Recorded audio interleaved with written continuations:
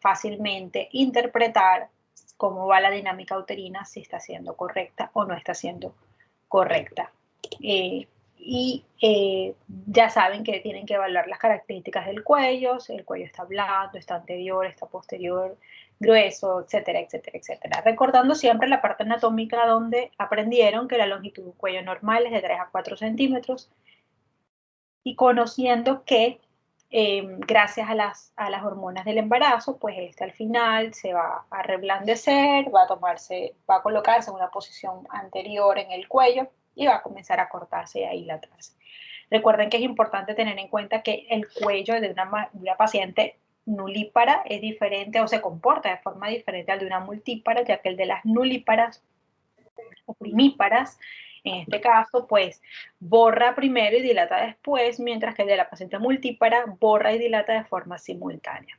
Entonces, en la clase de hoy lo que vamos a hacer es la continuación de cómo atender un trabajo de parto siguiendo las normas de las recomendaciones de la Organización Mundial de la Salud y de la resolución 3280 en cuanto a la atención de un parto para que la experiencia sea de forma positiva, ¿ok? Para mejorar todas esas condiciones. Desde hace muchos años para acá se ha hablado de violencia obstétrica y con estas recomendaciones pues se busca que la atención del parto, la experiencia del parto pues sea agradable y no tenga pues momentos como traumáticos o que puedan agredir de alguna manera tanto el aspecto físico como psicológico de la madre. Es importante para una adecuada atención del parto conocer el mecanismo. Vamos a hablar pues del más común, que es la presentación cefálica de vértice.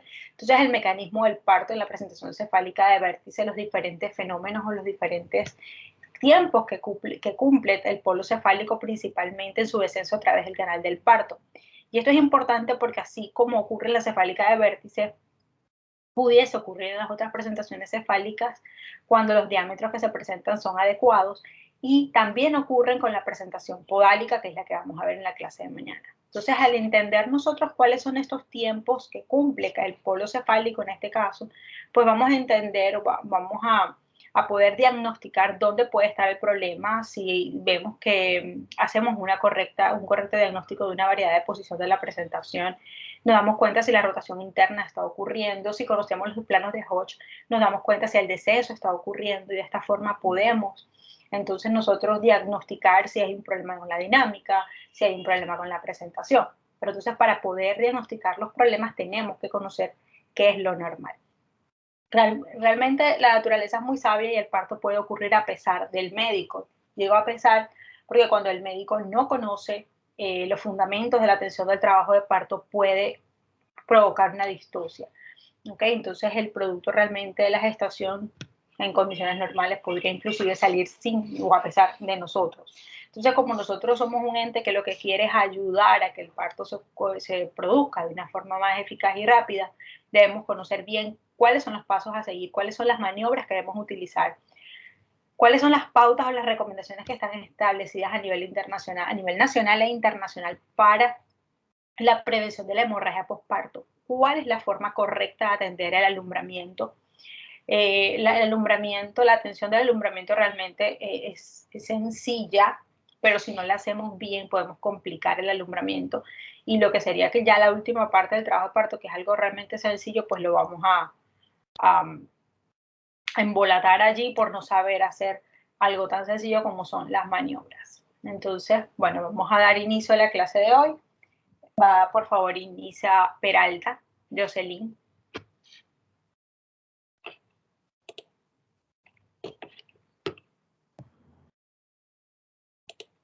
Me ve, doctora. Adelante. Bueno, buenas tardes. El día de hoy vamos a hablar sobre la atención del parto normal, la segunda etapa. Espero que pues la ponencia sea del agrado de todos. Primero, vamos a continuar con respecto a lo que quedamos en la atención del parto 1 y vamos a hablar hoy de los mecanismos de presentación de vértice. Pasa.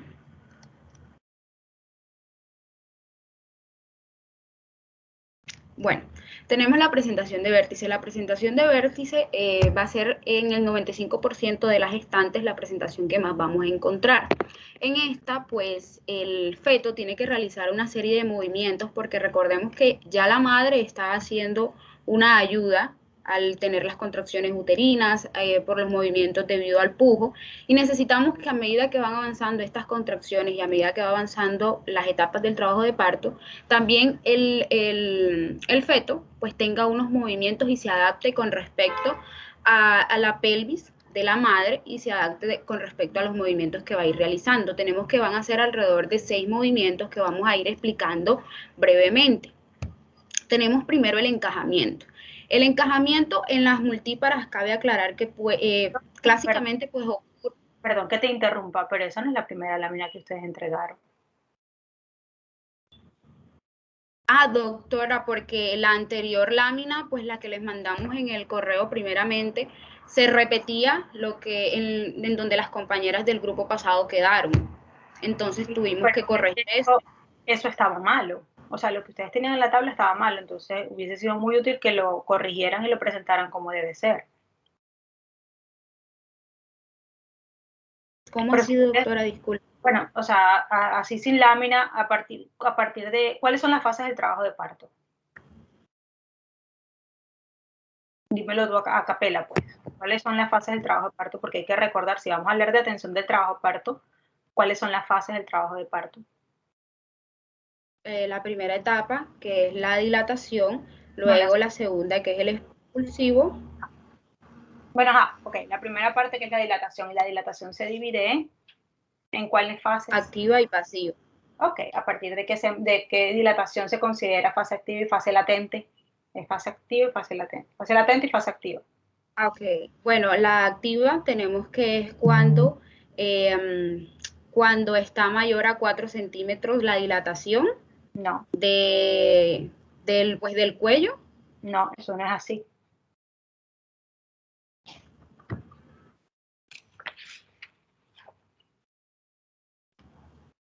Dime, Javier.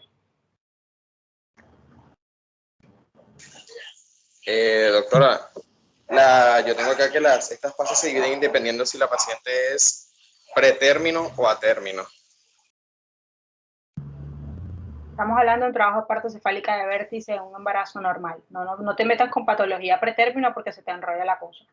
Ok, a término sería latente y activa. Y estamos hablando de latente cuando la paciente tiene 1, 2 o 3 centímetros de dilatación y hasta 70% de borramiento. Y la fase activa que la paciente tiene. ¿Bien? No. La fase latente no va hasta los 3 centímetros de dilatación. Eso está mal. Rosa. Doctora, bueno, como comentó, se divide en latente y activa. La latente va desde el inicio, pues, del trabajo de parto clínico hasta que hay una dilatación de 4 centímetros. Luego la fase activa, que va desde la dilatación mayor a 6 centímetros hasta 10 centímetros. ¿Y qué pasa más entre una dinámica uterina regular? ¿Y qué pasa entre los 4 y los 6, Rosa? Si la fase latente es hasta los 4 y la activa a partir de los 6, ¿qué fase es entre los 4 y los 6?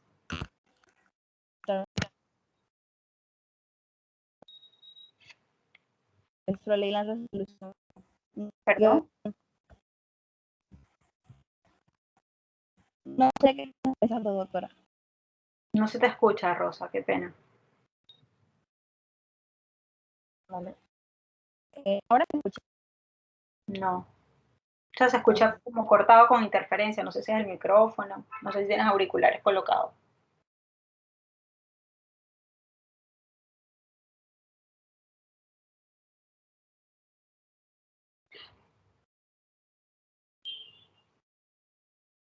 Roger.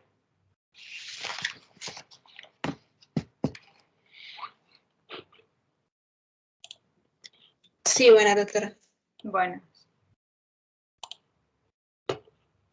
Ajá, entonces. Bueno, como estaban diciendo, la activa, perdón, la pasiva, sería... La latente, fase latente y fase activa. Exactamente. La latente sería de 4 a 6 milímetros y la activa de 6 a 10 milímetros. No, tampoco. Dios santo. A ver, el grupo expositor no se sabe esa parte. ¿Por qué? Peñaranda. Sí, aquí estoy, doctora. Por favor. Bueno, yo había leído que la fase latente inicia con las contracciones, con las primeras contracciones perceptibles, hasta que comienza la siguiente fase, que es la activa. Y la activa tiene una duración aproximada de 12 horas, que comienza con el borramiento total del cuello y con 4 centímetros de dilatación. Y es la fase activa. Rivera. Rivera. Hola doctora, ¿me escucha? Sí, señora. Bueno, mire, yo estuve leyendo que la fase No, mi amor, latente comienza. la pregunta es clara. ¿Qué establece Sí, la OMS y la resolución 3280? ¿De dónde a dónde va la fase activa, la fase latente y la fase activa del trabajo de parto? bueno, desde el inicio, la fase latente va desde el inicio de las primeras contracciones perceptibles hasta los 6 centímetros de dilatación uterina y la activa Okay. desde los 6 centímetros hasta la expulsión del producto. Perfecto.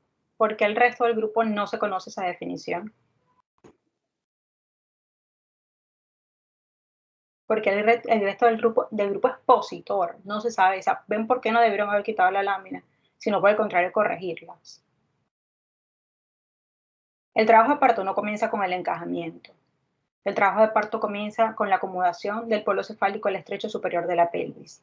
Posterior a eso inicia rotación interna, encajamiento y descenso. Entonces me está faltando la acomodación al estrecho superior de la pelvis en el inicio de la diapositiva. ¿Qué pasó ahí?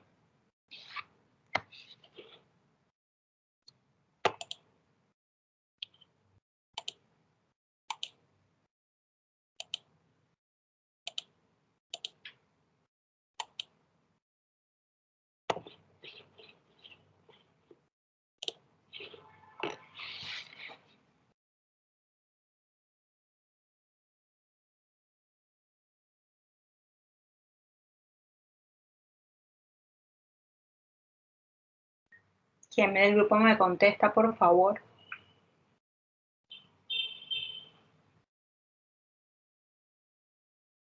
Quintero. Doctora, lo que pasa es que nosotras, como era la siguiente parte, por eso empezamos desde los mecanismos, pero más adelante íbamos a ir hablando de todo un poco. Pero es que tienen que hacer la clase de forma ordenada. No pueden hacerlo desordenado, porque imagínense, si lo hacen desordenado, ¿cómo van a dar una clase desordenada? No, no puede ser.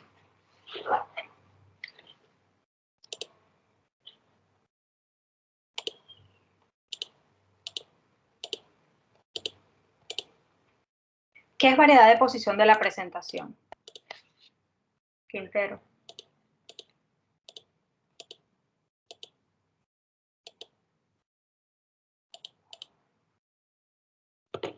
Quintero. Sí, doctora. ¿Qué es variedad de posición de la presentación?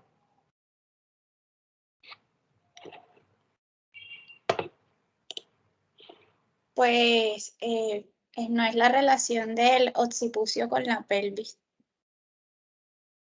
No es. ¿Y entonces cuál es? No, o sea que es la relación del occipucio con la pelvis.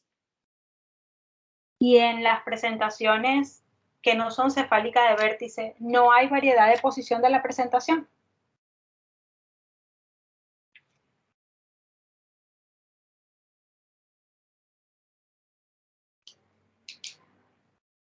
Quintero.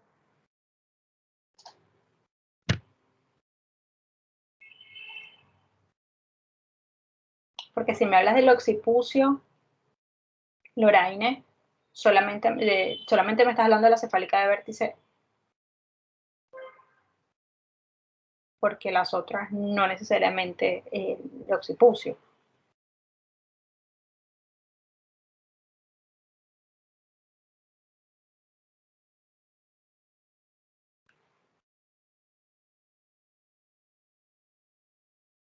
A ver, Peralta.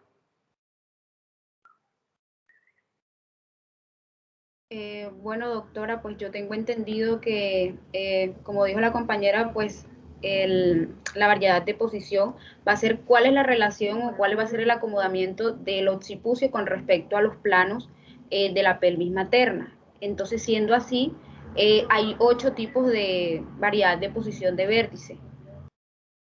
Siendo así, pues en las demás presentaciones, que serían las que no son de vértice, pues no estarían la variedad de posición. Error. La variedad de posición de la presentación es la relación que existe entre el punto de reparo de la presentación y el hueso ilíaco. De manera que cada una de las presentaciones que existen tienen un punto de reparo y nos van a determinar la variedad de posición de la presentación. Jocelyn, ¿cuál es la importancia de la variedad de posición de la presentación durante el trabajo de parto? Doctora, pues la importancia de esto es saber cómo se está acomodando la cabeza fetal con respecto a los planos de la pelvis y pues en los diámetros de la cabeza del feto, cómo se están acomodando y cómo se están dando todos estos movimientos a nivel de la pelvis y dónde va a estar ubicado. O sea, es para saber nosotros dónde va a ir ubicada los diámetros de la cabeza fetal con respecto a los diámetros y a los planos de la pelvis en los movimientos que están ocurriendo durante el trabajo de parto. ¿Y eso te sirve para qué? Desde el punto de vista práctico. Para saber si hay una buena progresión del trabajo de parto. No. La variedad de posición de la presentación o el punto de reparo no tiene nada que ver con el plano de Hodge en el que está, que es el que me dice cómo está la progresión, o sea, cómo está descendiendo la presentación. No tiene nada que ver. Por eso es que yo en ningún momento dije que era la relación con los planos de Hodge ni con los planos de la pelvis. Es la relación con el hueso ilíaco. ¿Ok? Por eso es que la variedad de posición, dependiendo de la presentación, llevan como apellido ilíaco anterior, ilíaco posterior, o transverso, o púbico, o sacro. Si es en el caso del occipital, que es el que vamos a ver hoy, entonces ahí sí sería occipito ilíaco derecho anterior, occipito ilíaco derecho posterior, occipito sacro, occipito púbico. Pero si es en el caso de una presentación de pelvis, podría ser sacropúbica, sacroilíaca, derecha anterior, sacra, cuando es una presentación de nalgas, donde el punto de reparo de la presentación es el sacro. Entonces, no tiene nada que ver con los planos, no tiene nada que ver con el grado de descenso de la progresión del trabajo de parto. Simplemente es un valor que nos indica si la rotación interna se está llevando a cabo. El feto puede estar haciendo rotación interna y no estar descendiendo, de manera que solamente nos da indicación de la rotación interna. Comiencen la clase, por favor.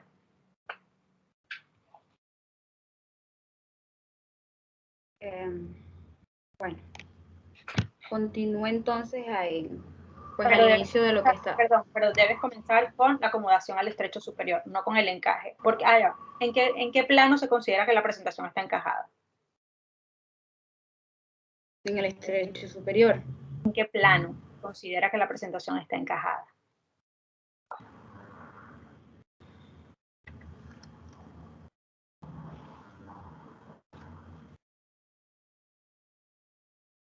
No le entiendo la pregunta, doctora. Para que tú digas que la presentación está encajada, ¿qué necesitas? Que la cabeza fetal ingrese al estrecho superior. ¿En qué parte? Porque el estrecho superior se considera, por encima del estrecho superior está flotante. Y el estrecho superior, los límites del estrecho superior, que vendría siendo el primer plano de Hodge, no determinan que la presentación está encajada. Porque apenas está entrando la pelvis, no se ha encajado en la pelvis. Sería en el plano de las espinas ciáticas, entonces hablaríamos de encajamiento. Vamos a suponer que sea en el plano de la espina ciática. Entonces, si el plano de la espina ciática, ¿qué plano de Hodge es? ¿El primero, el segundo, el tercero o el cuarto? El segundo.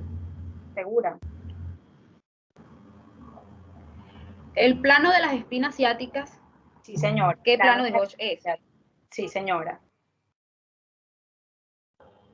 No, entonces sería el tercer plano. Sería Entonces, lo que correspondería. vamos a comenzar el trabajo de parto en el tercer plano. ¿Tiene sentido? No, ¿verdad?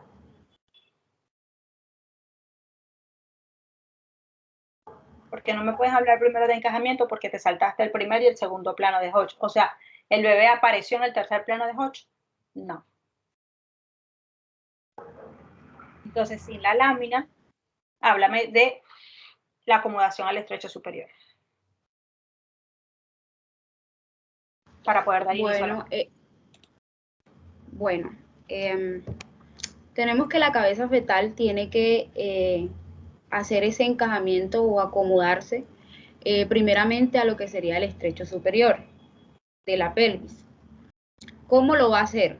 Como ya dijimos, pues las contracciones uterinas de la madre contribuyen a esto y también pues esa necesidad del feto de acomodarse, y aparte hay que recalcar que tanto el encajamiento como el descenso y la flexión ocurren simultáneamente. Siendo así, deberíamos de recordar los diámetros de la cabeza fetal, que primeramente, pues para cuando está ingresando al estrecho superior, el diámetro con el que ingresa la cabeza fetal es occipito frontal, es decir, es un diámetro más amplio, que no le permite, digamos, la entrada adecuada al estrecho superior. Tenemos que realizar acá, bueno, el feto tiene que realizar una flexión, por eso decimos que el encajamiento, el descenso y la flexión ocurren simultáneamente. El feto debe realizar una flexión para así acortar este plano y cambiarlo al plano suboccipitobregmático, que mide pues 9.5 centímetros y le va a servir mejor pues para encajarse o acomodarse al estrecho superior. Siendo así, cuando ingresa al estrecho superior, la cabeza fetal se dirige o se trata de ubicar en el diámetro oblicuo de la pelvis. ¿Por qué? Porque es el diámetro más amplio, es el que más se le va a facilitar, digamos, este encajamiento y se va a acomodar de manera mucho más fácil. Aquí, durante el encajamiento y el descenso y la flexión, ocurren unos conceptos o unos mecanismos de movimientos que son el sinclitismo y el asinclitismo. Entonces, hablamos en esta imagen, tenemos un sinclitismo normal cuando tenemos que el diámetro biparietal de la cabeza fetal está equidistante o está paralelo al plano transversal de la pelvis como tal, el diámetro transversal, perdón. Y hablamos de un asinclitismo cuando pues el diámetro biparietal de la cabeza fetal o la sutura sagital no está paralelo al diámetro transverso. Y lo podemos definir como asinclitismo anterior cuando el parietal se desplaza más hacia el sacro, y posterior cuando el parietal posterior se desplaza más hacia la sínfisis del pubis. ¿Qué pasa? En la imagen número 1 que tenemos aquí arriba dice pues que esta es la cabeza flotante antes de que se dé el encajamiento, que es lo que decimos que ocurre casi siempre en las nulíparas, que ellas el encajamiento normalmente lo puedan hacer una semana antes del inicio del trabajo de parto o hasta 2 semanas, dicen las literaturas. Pasa, por favor. Bueno, como venía diciendo, pues el descenso ocurre también simultáneamente a medida que se va encajando el feto. El proceso del descenso de la cabeza fetal a través del canal del parto es el primer requisito como tal para que se pueda dar el nacimiento, porque de nada sirve que la madre esté dando las contracciones, el pujo, si no hay un descenso adecuado del feto. ¿Cuáles son las fuerzas o las teorías que nos explican de por qué o cómo se produce el descenso? Tenemos la presión del líquido amniótico, pues los esfuerzos de la compresión de los músculos abdominales en la madre al momento de pujar, y también tenemos pues la extensión o el enderezamiento que está teniendo el feto como tal para ubicarse y para ir descendiendo. Entonces el feto va a seguir un trayecto hacia el canal vaginal. Ya aquí vemos que ya está en el estrecho superior, pero ahora debe ubicarse, tendríamos en el estrecho medio. ¿Para qué? Para ubicarse en la concavidad del sacro. Y aquí es importante ver que el feto en este momento está en una variedad de posición que se llama occipito ilíaca izquierda anterior. Esto en relación pues también a que, como ya dije anteriormente, se va a ubicar también pues en el diámetro oblicuo, que va a ser el que se le va a hacer mucho más fácil para descender, porque es mucho más amplio.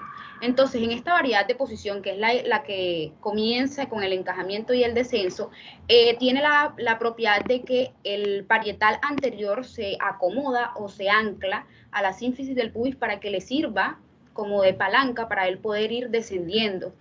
y con el parietal posterior se apalanca o se ayuda para poder hacer el descenso con el sacro. Es decir, necesitamos que la cara fetal quede en vista de lo que sería la concavidad del sacro y el occipucio quedaría posterior pues a la sínfisis del pubis.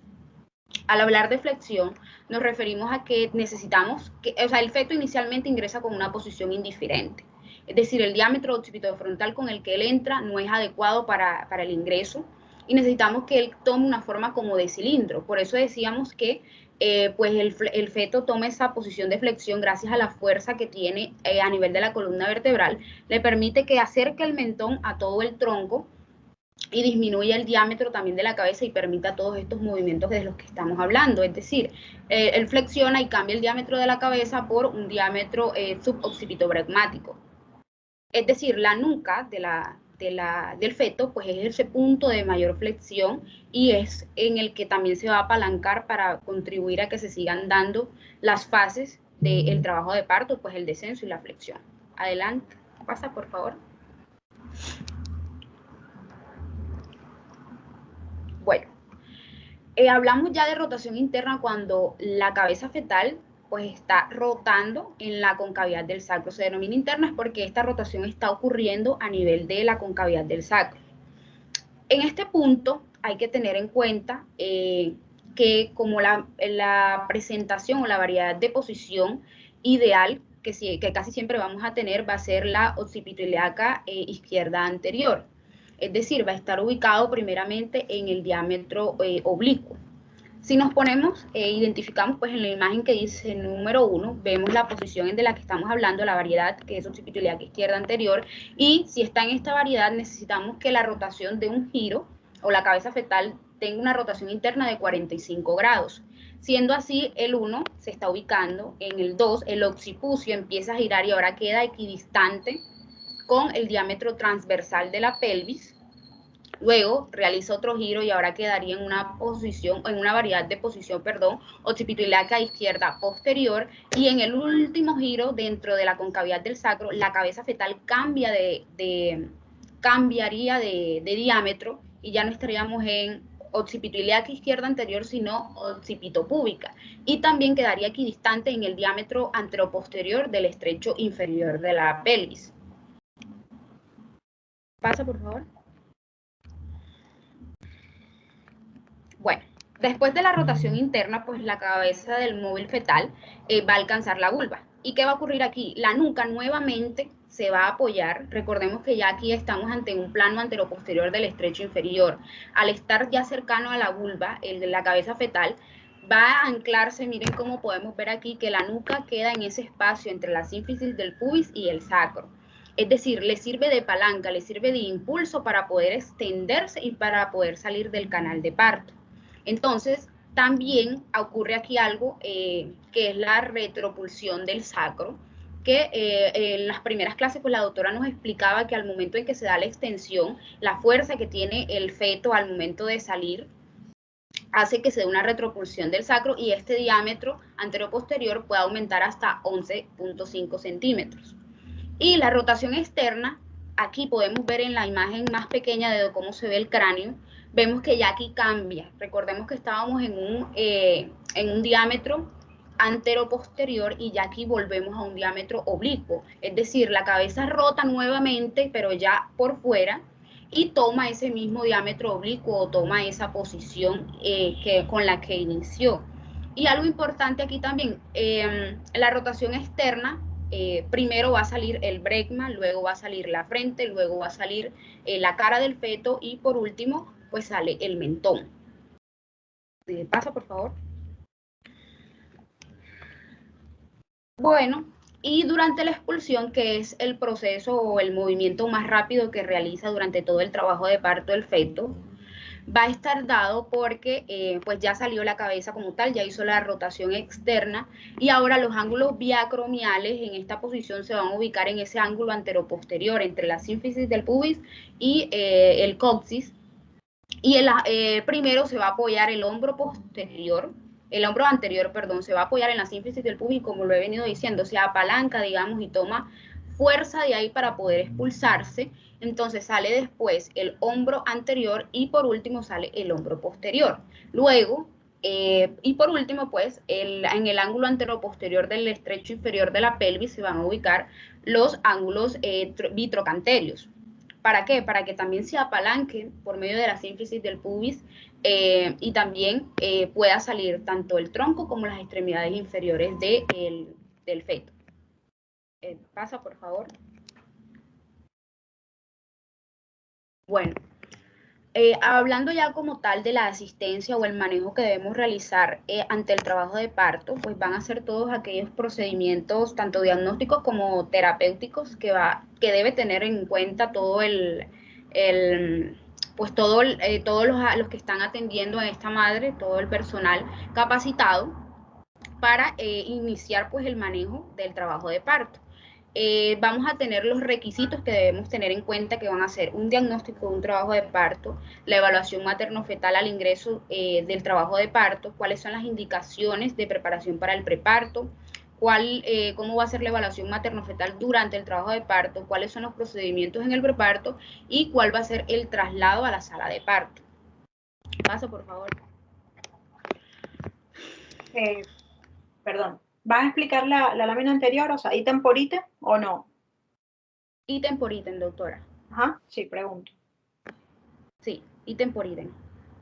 Bueno, pásala por favor, que está una tabla. Bueno, el diagnóstico del trabajo de parto debe ser lo primero. Como dijimos, como se ha dicho, debemos identificar cuándo es un trabajo de falso verdadero, cuándo es un trabajo de parto falso, y sobre todo en el falso para evitar pues la ansiedad de la madre y las repercusiones que puedan ocurrir en esta si pues estamos haciendo un mal diagnóstico. Entonces, y también identificar cuándo es un inicio de trabajo de parto verdadero, pues para evitar cualquier tipo de complicaciones en el binomio madre-feto y hacer un buen progreso como tal del trabajo de parto. Entonces, esto lo vamos a lograr realizando una adecuada anamnesis. Y recordemos que las contracciones uterinas las vamos a tener en cuenta para saber si es un parto verdadero, un inicio de trabajo de parto verdadero, es decir, que tienen que ser unas contracciones en intervalos regulares. Recordemos que van a ser aproximadamente más de 2, es lo que nos recomienda la resolución y también la guía de práctica clínica, que se denomina parto verdadero cuando son dos contracciones uterinas, más de 2 contracciones en 10 minutos, y que los intervalos se van a hacer mucho más breves progresivamente, y aparte pues la intensidad de estos va a aumentar, y al examen físico la madre va a sentir un malestar abdominal y sobre todo va a sentir un malestar en la región del sacro. Aparte pues debe tener unos cambios a nivel del cuello uterino, y recordemos que debe estar dilatado. Las recomendaciones que nos dan tanto la guía de práctica clínica como la OMS es que un trabajo de parto verdadero está ubicado cuando hay una dilatación mayor a 3 centímetros, y cuando hay un borramiento mayor al 50% o también del 80%. Y que aparte pues el malestar o el dolor por el que llega la madre no se va a aliviar con ningún tipo de sedación. Paso, por favor. De que continúe, Roger, por favor.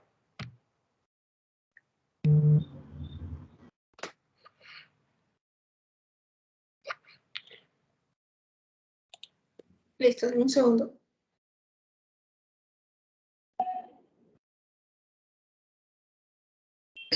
Bueno.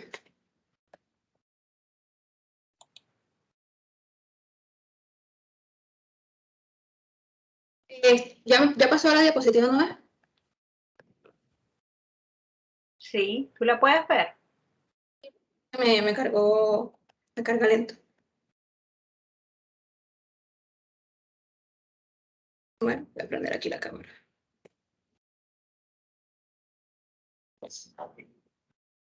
Bueno, si ya me pueden ver, entonces sigo. El siguiente aspecto para el manejo del trabajo del parto vendría siendo entonces la evaluación materno-fetal que se da al momento del ingreso. Entonces, al momento del ingreso de la mujer que se encuentra en trabajo de parto, nosotros tenemos que verificar ese bienestar tanto materno como fetal y también diagnosticar si se trata de una paciente de bajo riesgo, es decir, un embarazo ya fisiológico, o una paciente o un embarazo de alto riesgo, es decir, una patología ya sea materna o fetal. Entonces, para todo esto es necesario revisar esa ficha de control prenatal y entonces aquí ya empezaríamos a utilizar la anamnesis. Después también utilizaríamos el examen físico y eventualmente algunas pruebas diagnósticas. Entonces, siendo así, en el diagnóstico de ingreso nosotros vamos a tener en cuenta el tema de la paridad, que es el número total de embarazos que ha tenido una mujer. Eso incluye los abortos, es decir, para esto se sigue la fórmula obstétrica, que es gestas, partos, cesáreas, abortos, vivos, muertos, ectópicos, mola. Y pues junto con la paridad se va a incluir el tema de la vía de parto y también la edad gestacional en cada embarazo previo que haya tenido la madre. Otro aspecto muy importante para el diagnóstico de ingreso es, por supuesto, la edad gestacional, que siempre debe consignarse dentro del diagnóstico, y digamos que debe efectuarse bien este diagnóstico de trabajo de parto y indicar específicamente la fase en la que se encuentran. Entonces, para esto nosotros tenemos que evaluar el riesgo materno y perinatal. Entonces, como les digo, si es de alto riesgo, se debe dejar por escrito las causas que la hacen estar en esa categoría de alto riesgo. Entonces, por ejemplo, en el recuadro azul de la derecha, nosotros vemos un ejemplo donde muestran una ficha obstétrica de una gestante cesarizada, que quiere decir que tiene antecedentes de una cesárea en su embarazo anterior. Entonces nos muestran, por ejemplo, la edad gestacional de 33 semanas. Nos dicen que el trabajo de parto se encuentra en fase activa, que ella tiene un síndrome hipertensivo del embarazo, que es una entidad que comprende hipertensión arterial crónica, gestacional y la preeclampsia. Y entonces ya ahí estamos evaluando el riesgo materno, por ejemplo. Y también nos dice que hay restricción de crecimiento fetal, y en ese caso estaríamos evaluando el riesgo perinatal. También entonces habría que especificar en ese caso que es un embarazo de muy alto riesgo por las condiciones que nos acaban de mostrar. Además, bueno, ya después de todo el tema del diagnóstico de ingreso, también hay que evaluar la salud materna. Entonces, obviamente aquí hay que tomar los signos vitales, la presión arterial, también tener en cuenta el SHE, que es el síndrome hipertensivo del embarazo, que afecta al 10% de las embarazadas, también tomar el pulso y la temperatura axilar. También al momento del ingreso, pues tomar o sea, se va a efectuar una albuminuria cualitativa en las mujeres que presentan una presión arterial elevada, para ya sea confirmar o descartar ese diagnóstico de preeclampsia. Y ya lo otro sería el examen físico general y obstétrico. Y bueno, y entonces ya lo último sería evaluar el bienestar fetal, que para esto se ocultan los latidos cardíacos fetales con el estetoscopio, ya sea el estetoscopio de Pinar o el ultrasonido. Entonces, aquí se realiza también una estimación clínica del peso fetal y del líquido amniótico, y también se van a realizar las maniobras de Leopold para evaluar la situación, presentación, posición. Pasa al siguiente.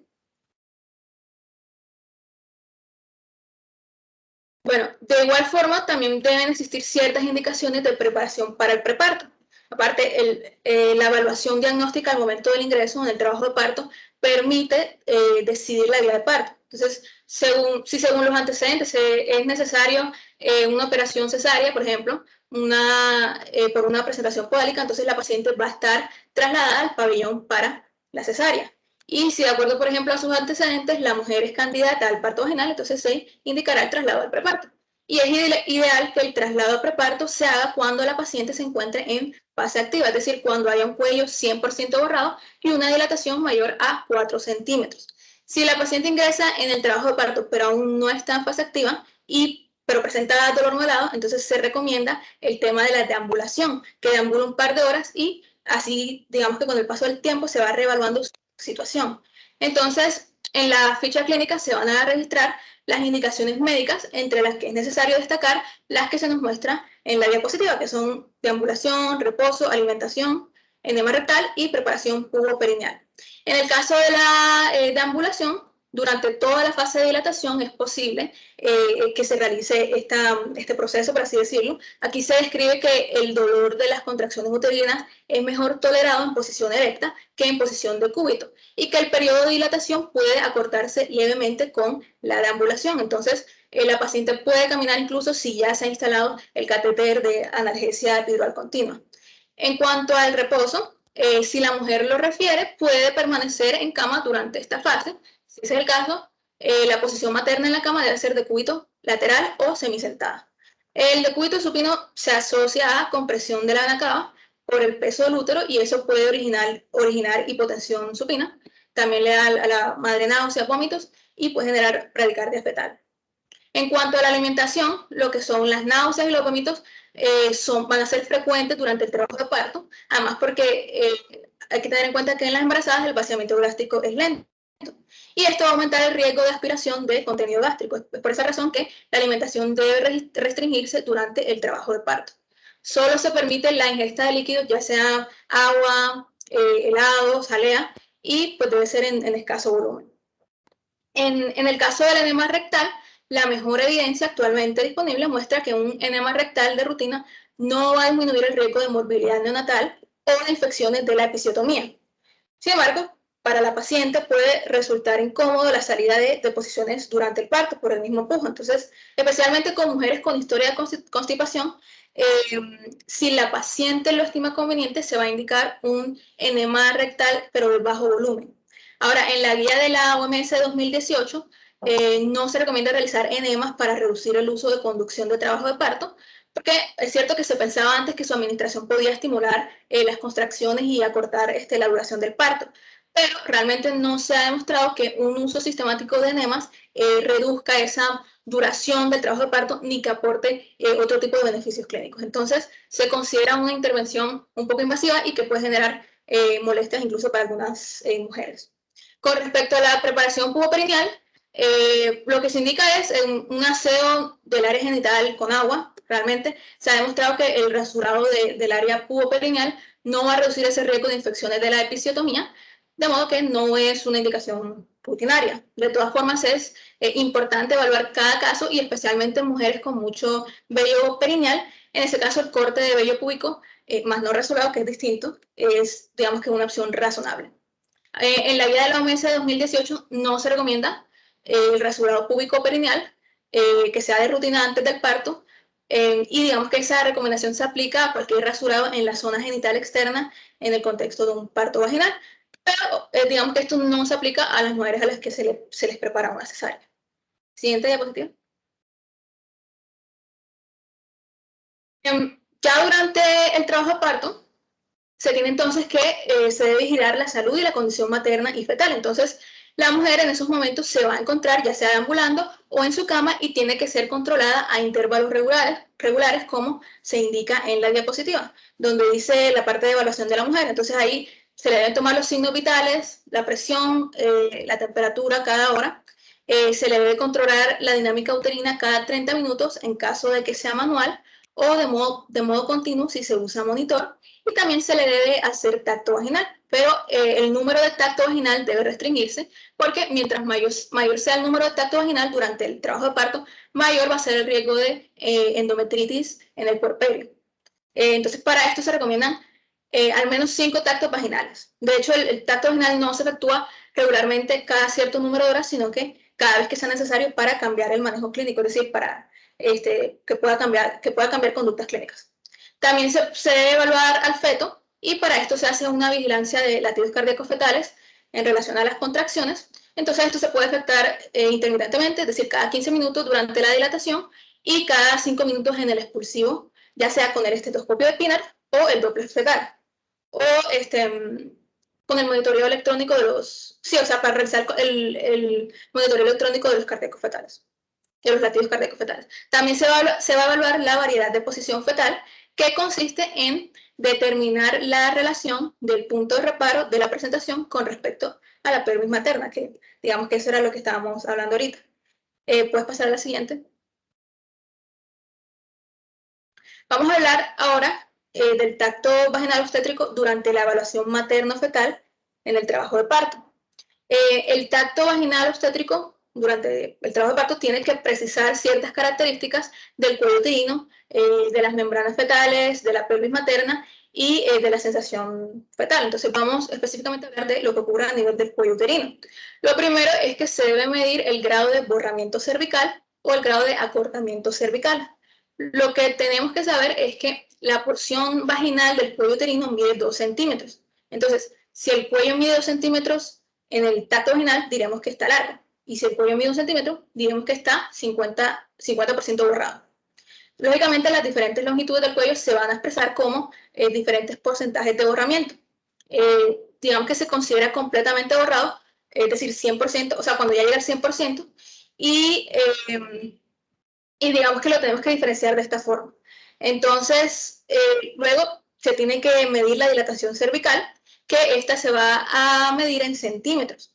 Entonces, para esto se va a introducir de manera separada los dedos índice y medio en la parte interna del cuello. La máxima dilatación ocurre cuando la separación de los dedos es de 10 centímetros, que vendría siendo prácticamente la dilatación completa. Ya las modificaciones cervicales inducidas por las contracciones van a variar según la paciente, ya sea si es primípara o si es multípara. En la multípara, por ejemplo, la dilatación ocurre a medida que el cuello se borra, mientras que en la primípara la dilatación comienza una vez que el cuello está completamente borrado. Bueno, otra cosa que se mide es la consistencia del cuello uterino. Más que todo, la consistencia va a expresar esa firmeza del cuello uterino y esa solidez se categoriza entonces en duro, intermedio o blando. Y también se determina la posición del cuello, porque antes del inicio del trabajo de parto, el cuello uterino está inclinado hacia atrás, hacia el sacro, y en ese caso diríamos que está posterior, pero ya durante el trabajo de parto se inclina hacia adelante hasta estar un poco centrado, y la situación intermedia se describiría como semicentrado o posición intermedia. En cuanto a las membranas ovulares, puedes pasar a la siguiente. Ah, no, mentira, creo que de ahí todavía estamos. Pues cambia la anterior si quieres. En cuanto a las membranas ovulares, las membranas se sienten como un acolchonamiento de su superficie lisa entre el dedo explorador y la presentación. Si existe de pronto duda de la integridad de esas membranas, la presentación se puede empujar levemente hacia arriba con el fin de que salga líquido a través del cuello uterino. Y ya al momento de efectuar el tacto vaginal durante ese trabajo de parto se va a describir si las membranas se encuentran rotas o se encuentran íntegras. Con respecto a la pelvis materna, nos vamos a dar cuenta que mediante el tacto vaginal obstétrico es posible que nosotros conozcamos esas dimensiones de la pelvis materna. Antiguamente se intentaba medir los diámetros pélvicos para determinar si el parto vaginal era posible. Sin embargo, hoy se sabe que esa evaluación de los diámetros pélvicos no permite predecir la probabilidad de parto vaginal. Sin embargo, si el tacto vaginal muestra una pelvis exageradamente estrecha, el médico ahí puede optar por indicar una operación cesárea. De todas formas, se recomienda ser un poco cautos en esta indicación y privilegiar la prueba de trabajo de parto como el método para definir esa proporcionalidad cefalopelviana. Pasa a la siguiente. Otra cosa muy importante a determinar durante el tacto vaginal obstétrico es la variedad de la posición del feto y el grado de flexión de su cabeza fetal. En cuanto a la variedad de posición, esta es la relación del punto de reparo de la presentación con respecto a la pelvis materna. Entonces podemos ver todos los ejemplos en la imagen, pero ahí no ahí no está la imagen, pero no sé si está en la siguiente. En la presentación, exactamente ahí. En la presentación cefálica bien flexionada, el punto de reparo es el occipucio, es decir, el vértice, y la variedad de posición se expresa en 8 variedades, según sea la posición del occipucio respecto a esos puntos cardinales. Entonces, se expresa como occipitoiliaca y la orientación de la pelvis materna, es decir, ya sea izquierda o derecha. Por ejemplo, para poner un ejemplo, la occipitoiliaca izquierda transversa, es decir, aquí lo que vamos a encontrar es que el occipucio se encuentra, si lo miramos como un reloj, a las 3 en las manecillas del reloj, se encuentra de manera transversa, como lo vemos en la imagen. Y también el otro aspecto es el grado de flexión de la cabeza fetal. Y es que según sea el grado de flexión de la cabeza fetal, es posible que nosotros podamos palpar esos reparos anatómicos de la cabeza del feto. Si la cabeza está bien flexionada, el occipucio se palpa casi en el centro del cuello dilatado y el brenma va a ser difícil de palpar porque está bien flexionado. Pasa a la siguiente. Ahora, ¿cómo debe ser el procedimiento en el preparto? El procedimiento en el preparto se refiere a una serie de procesos, específicos en el manejo del parto. Son procedimientos que son específicos en la parte del dolor, de la dinámica uterina, de la ruptura de las membranas ovulares y la vigilancia de la progresión del trabajo de parto, es decir, durante la dilatación y el descenso. Entonces, lo primero que vamos a hablar sobre los procedimientos de manejo del dolor es que ya pasó a la diapositiva 14, que no la veo. Bueno, voy a seguir hablando. A mí me quedó en la 13, pero bueno. Nosotros sabemos que la dilatación del cuello uterino, principalmente, y las contracciones uterinas producen un intenso dolor durante el trabajo de parto. Algunas mujeres pueden tolerar el dolor sin necesidad de ayuda, sin embargo, la gran mayoría siempre va a digamos que agradecer algún tipo de analgesia. Si bien el médico más común, si bien el método más común de analgesia en el trabajo de parto es la analgesia peridural continua, que es la misma epidural, las opciones son varias, como por ejemplo están los medicamentos no farmacológicos, por ejemplo algunos métodos no farmacológicos han demostrado disminución del dolor durante el trabajo de parto. Ya nosotros estamos hablando de la deambulación, el acompañamiento, la luz, que se llama luz tenue. También nos hablaban incluso de la acupuntura, técnicas de relajación y respiración. También están las drogas sistémicas, como el óxido nitroso inhalatorio, que tiene una efectividad dudosa, pero tiene una buena disponibilidad en el servicio público. Y también están los opioides endovenosos, en donde en ellos la droga de uso más frecuente es el Demerol. Eran 30 miligramos endovenoso en polvo. Pero también es cierto que ese Demerol cruza la barrera placentaria y podría producir depresión respiratoria neonatal. Entonces, su efecto dura de 2 a 3 horas y solo debe ser usado en la fase latente, no cerca del parto. Y otra opción es el remifentanil en infusión continua endovenosa, y ya este no se cruza con la placenta, con la barrera placentaria, y no tiene efecto sedante en el feto o recién nacido. Y también está la analgesia regional, que aquí nombraríamos la analgesia neuraxial, que vendría siendo el método de elección. Este se administra mediante un catéter peridural o epidural, que permite la administración de dosis fraccionadas, de dosis continuas o de dosis que sean autoadministradas por medio de una bomba con un dispositivo que la paciente aprieta si necesita más analgesia. Las drogas administradas suelen ser combinaciones de anestésicos locales, como por ejemplo lidocaína, bupivacaína y opioides como por ejemplo el fentanil. Además, la anestesia peridural no va a prolongar esa fase de dilatación del trabajo de parto, ni la fase latente, ni la fase activa. Entonces, puede ser administrada cuando la paciente lo requiera. Y otra cosa es que la anestesia peridural sí prolonga significativamente la duración del expulsivo y dificulta un poco el pujo materno. De hecho, esto es una causa importante de parto con forceps. Y ya otro tipo de anestesia regional, se usa para la infiltración local, para la episiotomía, y ahí se va a usar la lidocaína subcutánea. Eso va a permitir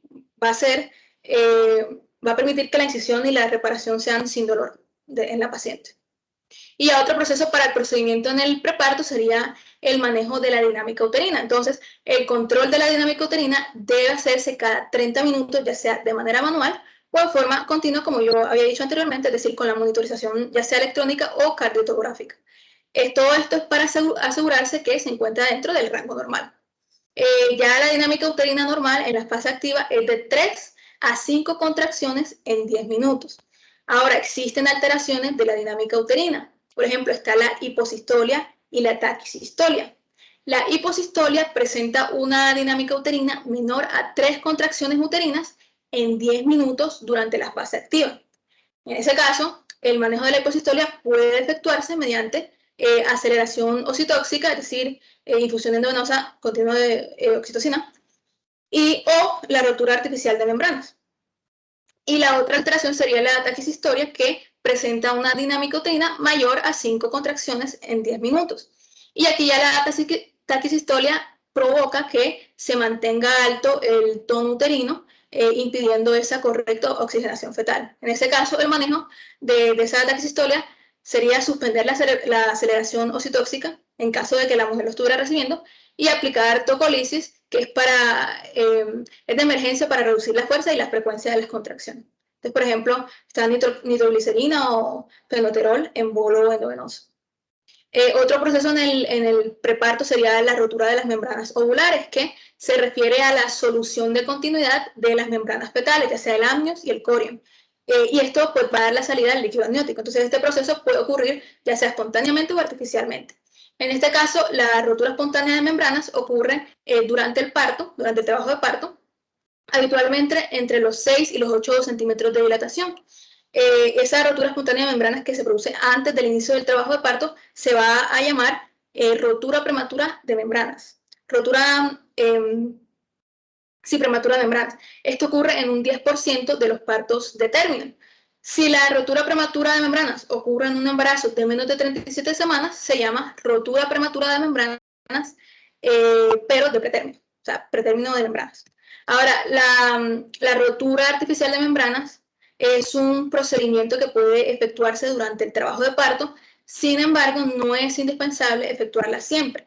Para realizar esa amniotomía, que es el otro nombre con el que se da o que se conoce este procedimiento, es preferible que la dilatación cervical sea mayor a 4 centímetros y que la cabeza fetal esté bien encajada para disminuir ese riesgo de prolapso de cordón. Y ya una vez identificada la presentación, se coloca el amniótono, que es el gancho entre el dedo índice y medio, para evitar lesionar las paredes de la vagina, y se apoya sobre las membranas y se realizan movimientos laterales hasta romper esas membranas y observar la salida de líquido a través de los genitales. Esto lo podemos ver un poco en la imagen de la diapositiva. Además, se recomienda no retirar los dedos hasta que haya salido líquido abundante y la presentación esté bien apoyada sobre el cuello para evitar, como les digo, ese prolapso de cordón. ¿Pasa?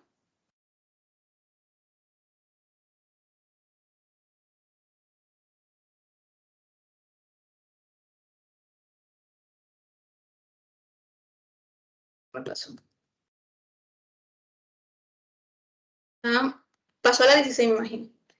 Bueno, en el último aspecto del manejo de trabajo de parto es el traslado a la sala de parto. Este es el momento preciso para el traslado de la mujer a la sala de parto y suele anunciarse por un deseo inevitable de la mujer de pujar con cada contracción. Este deseo de pujar suele estar indicado por la anestesia peridural. En las clínicas más sofisticadas existen salas de atención integral del parto, donde pues la embarazada ya completa esa fase de dilatación y con la misma camilla incluso se convierte para la atención del parto. Entonces, en esos casos se hace el preparto, el parto y el posparto. Se hace todo inmediatamente.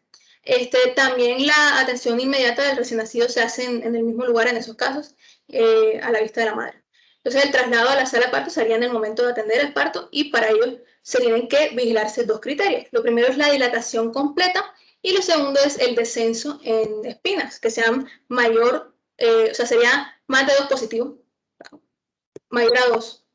Entonces, al momento del traslado, se vigila ese bienestar materno. Como estábamos diciendo, los signos vitales, se optimiza la analgesia, la dosis de anestesia peridural y se vigilan los latidos cardíacos fetales, como les dije, con el PINAR o con la parte del monitoreo electrónico. Y se reúne el equipo médico para la atención del parto. También se estimula la presencia del padre en la sala del parto, si es posible. En cuanto a la posición materna para la atención del parto, se recomienda poner a la madre en posición de litotomía, inclinando la camilla en 45 grados para facilitar el pujo. Entonces el obstetra se sienta frente a la paciente evaluando la camilla para adoptar una posición cómoda. Y el parto, hay que tener en cuenta que en el caso del parto en posición vertical, en cuclillas, parece más fisiológico porque puede facilitar el pujo y digamos que la misma gravedad ayuda. Sin embargo, en esa posición no es posible la atención médica del parto y no permite la protección perineal que pueda evitar esos desgarros vaginales y esas lesiones del perineo. Y también en cuanto a la monitorización materna fetal, los signos vitales se controlan cada 30 minutos. Y en el posparto inmediato, antes del traslado de la paciente a recuperación, también se hace. Además, durante la atención del parto, los latidos cardíacos fetales se vigilan con estetoscopio, lo mismo de PINAR o de Doppler, después de cada pujo. Pasa a la siguiente.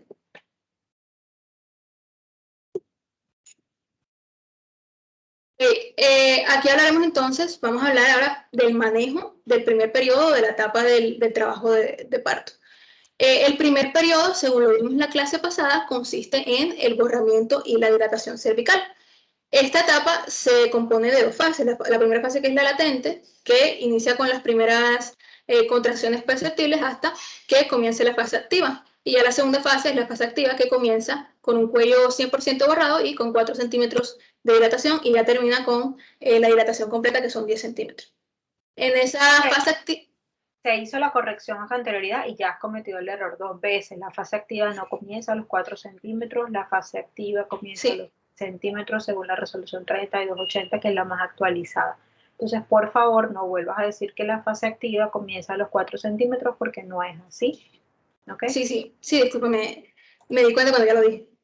Entonces, bueno, lo que estaba diciendo es que en esta primera etapa del parto, se le permite a la madre que, como estábamos diciendo, que deambule. Por eso que la OMS recomienda alentar esa movilidad y adoptar una posición erguida durante el trabajo de parto en las mujeres de bajo riesgo.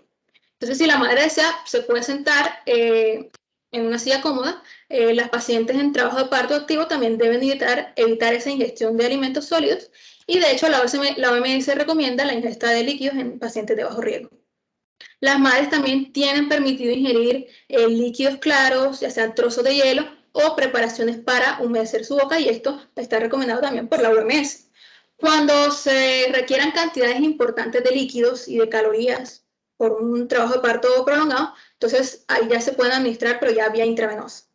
En cuanto al pulso y la presión arterial, se tienen que anotar al menos cada 2 a 4 horas durante el parto normal y con mayor frecuencia en los casos que ya sean indicados. Y también debe monitorearse el equilibrio de los líquidos de la madre, es decir, la producción de orina, la ingestión oral y la intravenosa. Y también evitar tanto la deshidratación como esa sobrecarga con líquidos. También el manejo de la incomodidad y el dolor durante el parto es una parte necesaria de esa buena práctica obstétrica. Entonces la OMS recomienda técnicas manuales, ya sean masajes o aplicación de compresas tibias para embarazadas que solicitan ese alivio del dolor durante el trabajo de parto. Pero esto ya depende de las preferencias de la mujer. La petición de la paciente es... digamos que justificable o es suficiente para proporcionar el alivio del dolor durante el parto. O sea, es cierto que algunas pacientes toleran el dolor del parto con la ayuda de técnicas que de pronto aprendieron, ya sean en otros programas de preparación para el parto. Entonces, estas clases lo que hacen es enseñar el alivio del dolor a través de la aplicación de principios de, no sé, de educación, de apoyo emocional, de la relajación, la respiración rítmica y todo este tema mental. Entonces, el personal debe estar un poco enterado de estas técnicas de manejo y, por supuesto, también apoyar esa decisión de la paciente en cuanto a su uso. Ya cuando estos métodos no logran proporcionar un adecuado alivio del dolor, entonces algunas mujeres sí solicitan asistencia médica y estas peticiones deben respetarse. Otra cosa en cuanto al monitoreo fetal, aquí lo que la OMS recomienda es la auscultación mediante un dispositivo de ecografía Doppler para evaluar el bienestar del feto en el ingreso para el parto. Entonces, el monitoreo fetal sabemos que lo que busca es confirmar el bienestar del feto y puede llevarse a cabo ya sea de manera intermitente o continua. Eso ya depende de la presencia o de la ausencia de factores de riesgo. En los pacientes sin factores de riesgo obstétricos que sean muy significativos, es aceptable el monitoreo continuo o intermitente. Si se realiza un seguimiento intermitente, debe ocultarse la frecuencia cardíaca fetal o se debe evaluar el trazo en el monitor electrónico al menos cada 30 minutos durante la fase activa de esa primera etapa del parto. O también durante cada 15 minutos durante la segunda etapa. En los pacientes que ya sí tengan factores de riesgo, como por ejemplo hipertensión, restricción del crecimiento intrauterino, diabetes, gestaciones múltiples, ahí ya se recomienda el monitoreo fetal continuo. Pasa a la siguiente.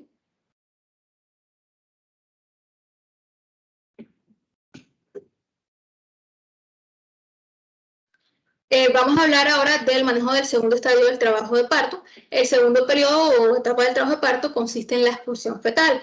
Ese periodo inicia cuando la dilatación es completa, 10 centímetros, termina con la salida del bebé, según el manual de obstetricia y ginecología. Aquí tenemos la fase pasiva del expulsivo, que es el descenso del bebé, que se produce sin pujo, y la fase activa del expulsivo, que es el descenso del bebé, que se produce por el pujo materno. Ahora, ¿cuáles son esas recomendaciones de la OMS en el periodo expulsivo?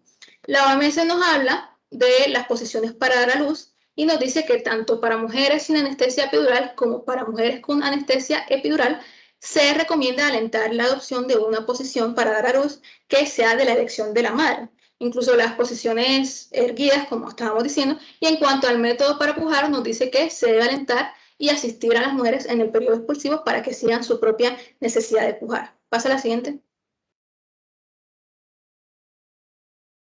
Continuando con este segundo periodo de trabajo de parto, al inicio de la segunda etapa, la madre siente la necesidad de pujar con cada contracción y esa presión abdominal junto con la fuerza de las contracciones uterinas es lo que expulsa al feto durante esta etapa. Entonces, también durante esta segunda etapa se mide el descenso de la cabeza del feto para así poder evaluar el progreso del parto. Este descenso se va a valorar midiendo la relación de la porción ósea de la cabeza del feto a nivel de las espinas ciáticas de la madre. Entonces, cuando la porción anterior del cráneo se encuentra a nivel de las espinas ciáticas, se dice que la estación es 0.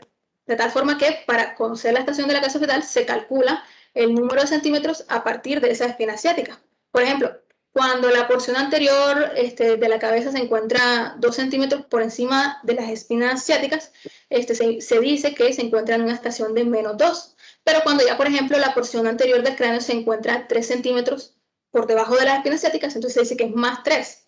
Generalmente la segunda etapa tiene una duración aproximada de 30 minutos a 3 horas en mujeres primigestantes y de 5 a 30 minutos en mujeres múltiples. Ya estos tiempos van a variar dependiendo de los esfuerzos del pujo de la madre y de la calidad de contracciones uterinas, incluso también del tipo de anestesia también. Pasa a la siguiente. Siguiendo con este segundo... Voy a corregir de una vez, el periodo expulsivo en las primigestantes sí puede extenderse hasta 3 horas. Y en las multíparas se extiende, se permite pues, hasta 2 horas el periodo expulsivo. ¿Okay? No 30 minutos, sino hasta 2 horas. Ok. Bueno, siguiendo con este segundo periodo de trabajo de parto, cuando se observa el coronamiento de la cabeza fetal, que es cuando la parte más ancha de la cabeza del bebé se asoma por ese canal vaginal, el parto se dice que es inminente, es decir, está a punto de parir la madre. Y ya el manejo cuidadoso por parte del médico y el esfuerzo controlado por parte de la madre son los que van a minimizar ese traumatismo perineal. Ahora, la OMS recomienda ciertas técnicas. Por ejemplo, en el caso de las mujeres en el periodo expulsivo, se recomiendan técnicas para reducir ese traumatismo perineal y facilitar ese nacimiento espontáneo. Eso va a incluir masajes perineales, compresas tibias y una conducta de protección activa del perineo. Por eso ya va a depender de las preferencias de la madre y de las opciones que hay, las opciones disponibles que hay. También otra cosa que es la episiotomía, que es una incisión que se realiza en la parte vaginal y el perineo, para agrandar ese canal vaginal y facilitar el parto. En ese caso, la episiotomía de rutina, la que sea innecesaria, se asocia con un aumento del riesgo de daño al esfínter anal. También puede incluso dañar la mucosa rectal y puede generar una demora en la reanudación de la actividad sexual de la paciente. Ahora, ¿qué recomendación nos dice la OMS con respecto a la episiotomía? La OMS nos dice que no se recomienda el uso ampliado o de rutina de la episiotomía en mujeres que presentan un parto vaginal espontáneo. Y ya una vez fuera, deben limpiarse las vías respiratorias de sangre y ya, bueno, ya eso sería un poco más adelantándonos ya con la perilla de succión. Y bueno, y si le damos a siguiente, podemos ver los distintos grados de desgarro del perineo según Williams. Rápidamente, el primer grado muestra una laceración superficial que incluye más que todo la mucosa vaginal, la piel del perineo o ambas, porque se puede dar ambas. El segundo grado muestra ya una afectación de los músculos perineales, pero no del esfínter como tal. En un grado 3 ya sí podemos ver una afectación del esfínter, aunque la mucosa rectal se conserva. Y ya en un grado 4 sí vemos afectación del esfínter y de la mucosa rectal. Pasa a la siguiente. Siguiendo con esta línea, vendría el tercer periodo, o la tercera etapa, conocida como alumbramiento. Aquí, el alumbramiento es el periodo comprendido del pinzamiento y el corte del cordón umbilical del recién nacido, hasta la expulsión de la placenta y las membranas. Tiene una duración de 30 minutos. Se estima que una duración aproximada de este periodo en las nulíparas es de 45 minutos y en las multíparas de 30 minutos. Entonces, aquí podemos nombrar 5 momentos. Los que nos nombran ahí, que es la inspección, la reparación, el desprendimiento, la separación, la hemostasia y la expulsión. En cuanto a la inspección y reparación, hay que tener en cuenta que después del nacimiento del bebé se debe inspeccionar el cuello, tanto del útero como de la vagina, en busca o para tratar de buscar si hay laceraciones sangrantes y en el caso de que sea así, ya realizar una reparación quirúrgica. Hay que tener en cuenta que la inspección y la reparación del cuello uterino, de la vagina y del perineo van a ser más fáciles antes de que el sangrado uterino, que es producto de la separación de la placenta, obstaculice esa visualización. Entonces me reservo antes. Pasa a la siguiente. Lo siguiente es el desprendimiento de la placenta, y es que la placenta puede salir de dos formas. La más frecuente es la de Schulze, con un 80%, que es cuando la placenta sale por la cara fetal. Esa forma hematoma retroplacentario. También el desprendimiento comienza por el centro y es importante para contener ese sangrado en el posparto. Y ya la otra forma es la de Duncan, que es en donde la placenta sale de la cara materna, no forma hematoma retroplacentario, entonces por ende sangra más y el sangrado ahí se va a dar previo a la expulsión. Y ahí también nos dice que el desprendimiento comienza por un borde y no por el centro, aunque esta última se da en el 20% de los casos. Pasa a la siguiente. Gracias, Rachel. Que termine Peñaranda, por favor.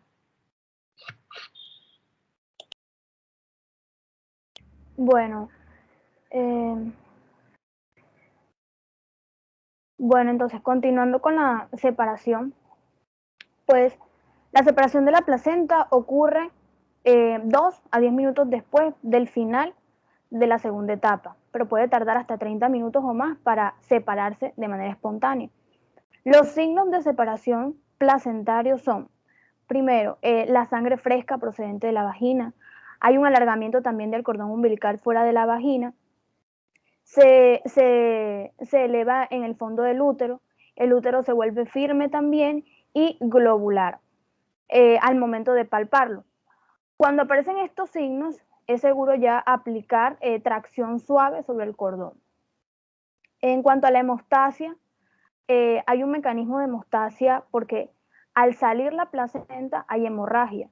Este es un periodo crítico y de mucho cuidado. El volumen aceptado de pérdida de sangre debe ser menor a 500 mililitros. Cuando ya tenemos un volumen de pérdida mayor a 500 mililitros, estamos hablando o estamos frente a una hemorragia posparto. Siguiente, por favor. Bien, el periodo de expulsión. Aquí la expulsión placentaria puede asistirse con maniobras clásicas como la maniobra de Brandt-Andrews. Esta consiste en realizar presión con la mano izquierda por arriba de la sínfisis del pubis hacia la cavidad abdominal y con la mano derecha realizar una tracción ligera del cordón umbilical. Ahí pues hay un video para visualizar cómo es esta maniobra. Si por favor lo pueden reproducir. Regálame agua, corre.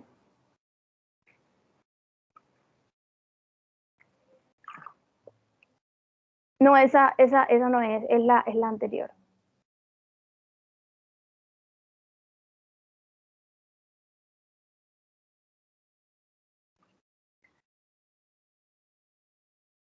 Es correcto, es esa. Ahí se puede presenciar la maniobra, pues se puede visualizar la maniobra de Brandt-Andrews. Ya la siguiente, que es la maniobra de Dublin, que también pues la puedes reproducir, por favor. Esta consiste en girar la placenta sobre su propio eje y en sentidos de la manecilla del reloj para evitar que se rompan las membranas. Bueno, siguiente.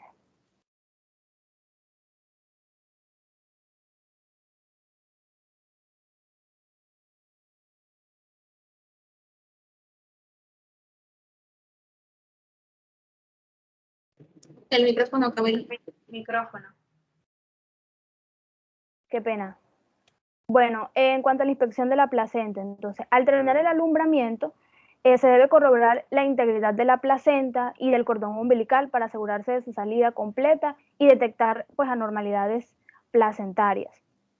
El manejo activo, el manejo activo en el tercer periodo del parto, pues después, hablando de pues después de la salida de la placenta, la atención debe dirigirse a evitar un exceso de sangrado posparto. Las contracciones uterinas, pues, las contracciones uterinas van a reducir esta posibilidad de sangrado y van a y puede que se intensifiquen si se realizan masajes uterinos.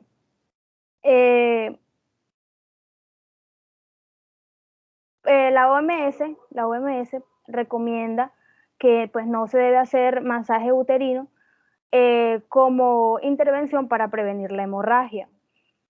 En aquellas mujeres en las que se le ha administrado oxitocina como medida profiláctica. Entonces, esta es la medida principal para evitar los sangrados. La oxitocina que se le debe aplicar a la paciente sería de 10 unidades internacionales, ya sea por vía intramuscular o por vía intravenosa. Y este es el medicamento uterotónico pues recomendado para prevenir la hemorragia en el posparto. Siguiente, por favor.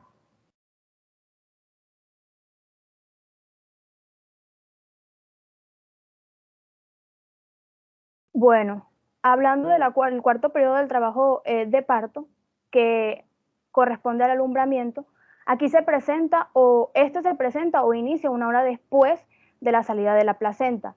Este es un momento crítico para la adaptación fisiológica y emocional tanto de la madre como del neonato. Y acá se debe monitorear lo que son las constantes vitales, la presión arterial, el pulso y también, pues en caso de que si la madre llega a presentar hemorragia uterina. La mayoría de las hemorragias pospartos ocurren justamente en este periodo. Entonces, lo ideal es que durante esta tercera etapa pues no se pierdan, como le he mencionado anteriormente, más de 500 mililitros de sangre al momento de que se expulse la placenta. Estas hemorragias en gran medida pues son resultado de la relajación uterina a causa de la retención de fragmentos de la placenta o por laceraciones que no fueron reparadas anteriormente. También se pueden presentar hemorragias ocultas, ya sea por hematomas en la pared vaginal, por ejemplo, y estas se manifiestan con un aumento del dolor pélvico. En cuanto a las recomendaciones, pues se recomienda no realizar revisión de la cavidad uterina de forma rutinaria. La revisión manual de la cavidad uterina no debe realizarse pues, de forma rutinaria y tampoco sustituye pues, la verificación de la integridad de la placenta. Y su uso siempre se reserva ante la sospecha de restos placentarios que se lleguen a encontrar, ya que pues, se incrementa el riesgo de hemorragia obstétrica, de endometritis y también de dolor en la paciente. El contacto piel a piel es muy importante, es indispensable para afianzar ese vínculo entre la madre y el hijo. El apego inmediato, que es un periodo sensible para preparar pues, a las madres y a los bebés a desarrollar pues, un patrón de interacción sincrónico, recíproco. Siempre que estén juntos, es importante pues, dejar que ellos tengan esa intimidad, ese contacto.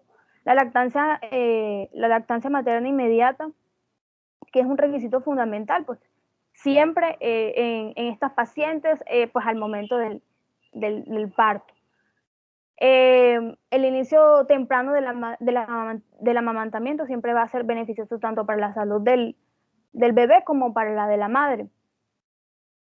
Y el alojamiento conjunto, siempre que no haya riesgo, ningún tipo de riesgo ni por parte de la madre ni por parte del bebé.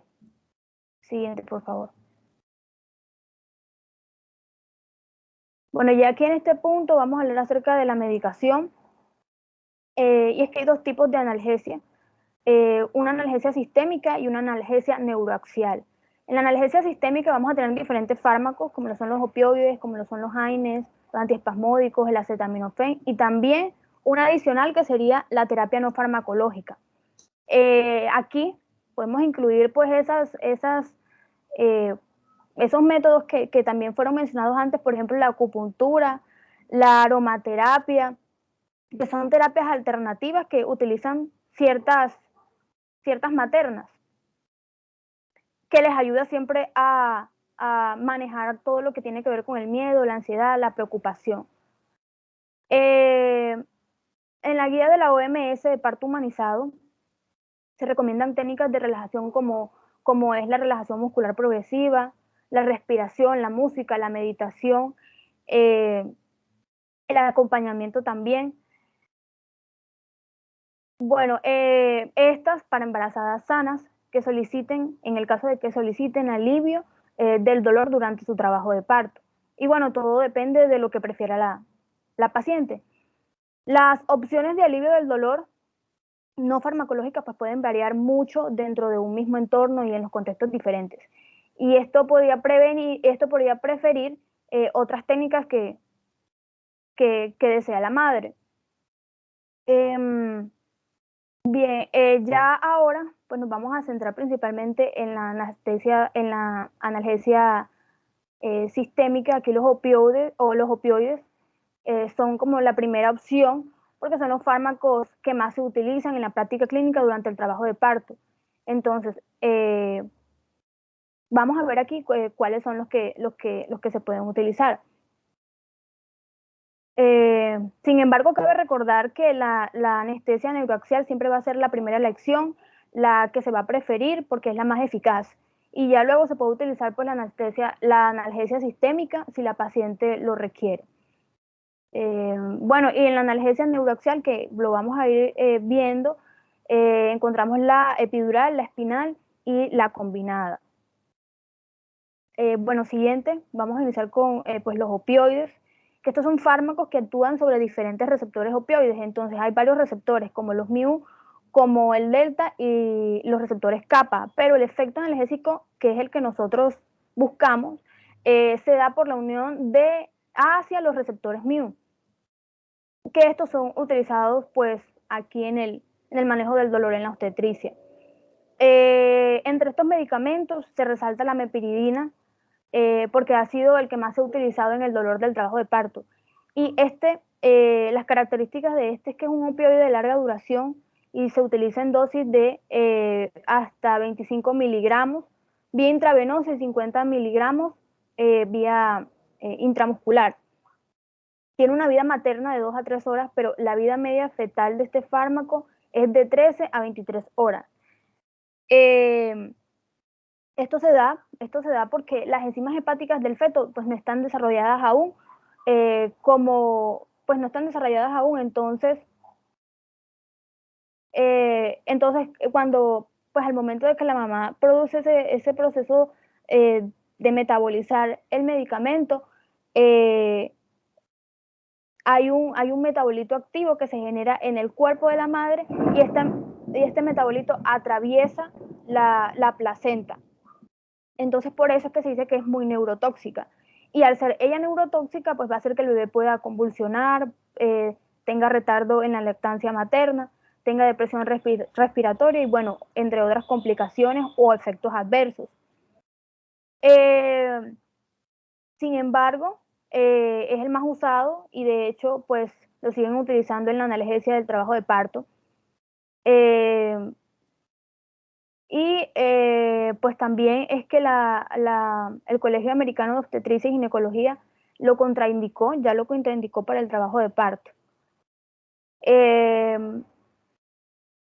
La madre también puede tener efectos adversos como lo son depresión respiratoria y sedación. Entonces hay efectos adversos por parte de la madre y pues por parte del bebé también. La morfina es otro medicamento, otro opioide muy utilizado. Es de larga duración y se utiliza a dosis de 2 a 5 miligramos vía intravenosa. Tiene una vida materna de 2 horas, pero el problema acá es que también tiene un metabolito activo que va a atravesar la membrana placentaria y es neurotóxico también y genera los mismos problemas que pues suceden con la meperidina. Además de eso, agregado a ello, también tiene una vida media de eliminación aumentada en los neonatos. Aunque está recomendado, pues no se debería utilizar por el metabolito activo que pues, produce muchos daños y atraviesa la placenta. El fentanil es otro opioide de acción corta, es mucho más potente que la morfina, por eso las dosis que se manejan con este medicamento es en microgramos y no en miligramos. Idealmente se tiene que utilizar con una bomba de infusión a dosis de 50 a 100 microgramos por hora y tiene una vida media materna de 3 horas. Y pues si no posee metabolitos activos. Pues al no tener metabolitos activos se puede decir que es mucho más seguro que los anteriores fármacos. Tiene menos efectos adversos, tanto maternos, pero sin embargo puede presentar prurito, náuseas o vómitos. Ya el último opioide del que vamos a hablar sería el remifentanil, que es muy utilizado en la anestesia y muy pocas veces pues se utiliza en obstetricia. Pero este es un opioide, de acción ultracorta. Se manejan dosis de 0.15 a 0.5 microgramos por kilo por minuto y por vía intravenosa. Para ello se necesita una bomba de infusión para administrarlo. Tiene una vida materna de 3 a 4 minutos. Es metabolizado por las esterasas plasmáticas. Esto es muy importante porque al apagar la infusión a los 5 minutos, ni el bebé ni la mamá van a tener opioide en la sangre, porque como no tiene que ir hasta el hígado a que se metabolice, sino por esterasas plasmáticas, el bebé ya tiene desarrolladas estas esterasas. Se dice que este es más costoso con respecto a los otros opioides que ya se mencionaron, y puede producir efectos adversos como depresión respiratoria materna en el 26% de los casos. Entonces este fármaco obliga a que pues, el servicio de salud esté siempre pendiente de la paciente. En la guía de la OMS de parto humanizado se dice que los opioides de administración parenteral como el fentanilo, la dimorfina y la petidina son opciones recomendables para embarazadas sanas que solicitan alivio del dolor durante su trabajo de parto, pues dependiendo de las preferencias siempre de la materna. Antes del uso, los prestadores de atención de salud pues deben informar siempre a las mujeres, a la paciente, acerca de los posibles efectos secundarios que pueda tener el opioide que se le está ministrando. Que estos incluirían pues somnolencia materna, náuseas, vómitos, depresión respiratoria. Para las mujeres que presentan en ese momento, o han tenido antes una adicción a sustancias opioides, pues se prefiere utilizar métodos para aliviar el dolor, pero pues que no sean opioides. Ya respecto a los AINES, pues estos no son mejores que los opioides para el dolor en el trabajo de parto. Aparte no están recomendados desde el tercer trimestre por los efectos cardiovasculares que puede presentar en el feto. El paracetamol tiene un efecto intermedio, ya que pues da un efecto analgésico en el trabajo de parto muy cercano al placebo, casi que sin diferencia, pero no tiene pues efectos adversos. Entonces en caso de no poder utilizar los opioides, pues se podría utilizar el paracetamol. Siguiente, por favor. Bueno, hablando de la analgesia neuroaxial, tenemos 3 opciones, que serían la analgesia epidural, la analgesia espinal y la analgesia epidural espinal. La analgesia epidural es la más frecuente. En esta se atraviesan todos los planos, pero no se atraviesa la dura madre. Entonces ustedes saben que la médula está cubierta por 3 capas, del interior, de interna a externa serían la pia madre, la aracnoides y la dura madre. Lo que se hace en la epidural es que con una aguja de un calibre grueso se llega hacia el espacio epidural, es decir, antes de la dura madre, y administramos de esa manera los fármacos, ya sea anestésico local u opioide. Lo importante de este es que pues, no atraviesa la dura madre. La analgesia espinal es mucho menos utilizada. En esta llegamos con la aguja hasta el líquido cefalorraquídeo, como si fuéramos a hacer una punción lumbar, es decir, hasta el espacio subaracnoideo. En ese punto sí atravesamos la dura madre. La aracnoides, con una aguja más pequeña, se administra el medicamento. Y la analgesia epidural la analgesia epidural espinal o combinada es una combinación de las dos. La analgesia epidural está indicada por solicitud del paciente, y en las contraindicaciones es que esta misma paciente pues se niegue a que le coloquen la epidural, que tenga alguna coagulopatía, principalmente una trombocitopenia. Se dice que por debajo de 100.000 plaquetas se debe ser cuidadoso y seleccionar pues, cuidadosamente a la paciente.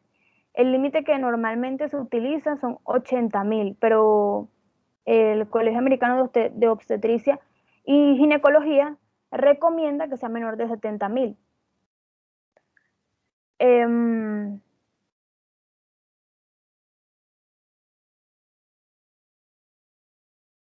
Hay que tener en cuenta, pues, los efectos adversos y también las complicaciones de la anestesia neuroaxial, como lo son hipotensión. Esto es uno de los efectos adversos que pueden aparecer durante el establecimiento o la aplicación de la analgesia neuroaxial, y fundamentalmente está relacionada con altas dosis. Otros eventos relacionados incluyen fiebre materna, retención urinaria o variaciones en la frecuencia cardíaca fetal. Las recomendaciones incluyen establecer siempre una monitorización precisa que comprendería la saturación, la presión arterial no invasiva y la temperatura corporal. En el 90% de las pacientes que presentan estas complicaciones se presenta entre el primer y el tercer día post-punción. En los casos leves, pues suele resolverse de forma espontánea antes de una semana de evolución. Siguiente, por favor. Bueno, en cuanto a recomendaciones de la OMS, se debe tener en cuenta que para las mujeres con anestesia peridural se recomienda siempre alentar la adopción de una posición para dar a luz que sea de su elección, que sea de su preferencia, inclusive si es una posición erguida. Con la anestesia peridural tradicional, que produce un bloqueo neuroaxial denso, las posiciones verticales de pronto podrían no ser factibles. Sin embargo, la mayor parte de la anestesia peridural utilizada actualmente es de dosis baja, y esto debiera permitir la elección de la posición de parto de preferencia de la madre. En el caso de mujeres con anestesia peridural en el periodo expulsivo, se recomienda retrasar la acción de pujar durante 1 o 2 horas después de la dilatación total, o hasta que la materna recupere la necesidad sensorial de pujar, en los contextos que cuente con recursos disponibles para prolongar el periodo expulsivo y evaluar y controlar adecuadamente la hipoxia perinatal. Pero esto solamente sería recomendación en contextos específicos. Siguiente.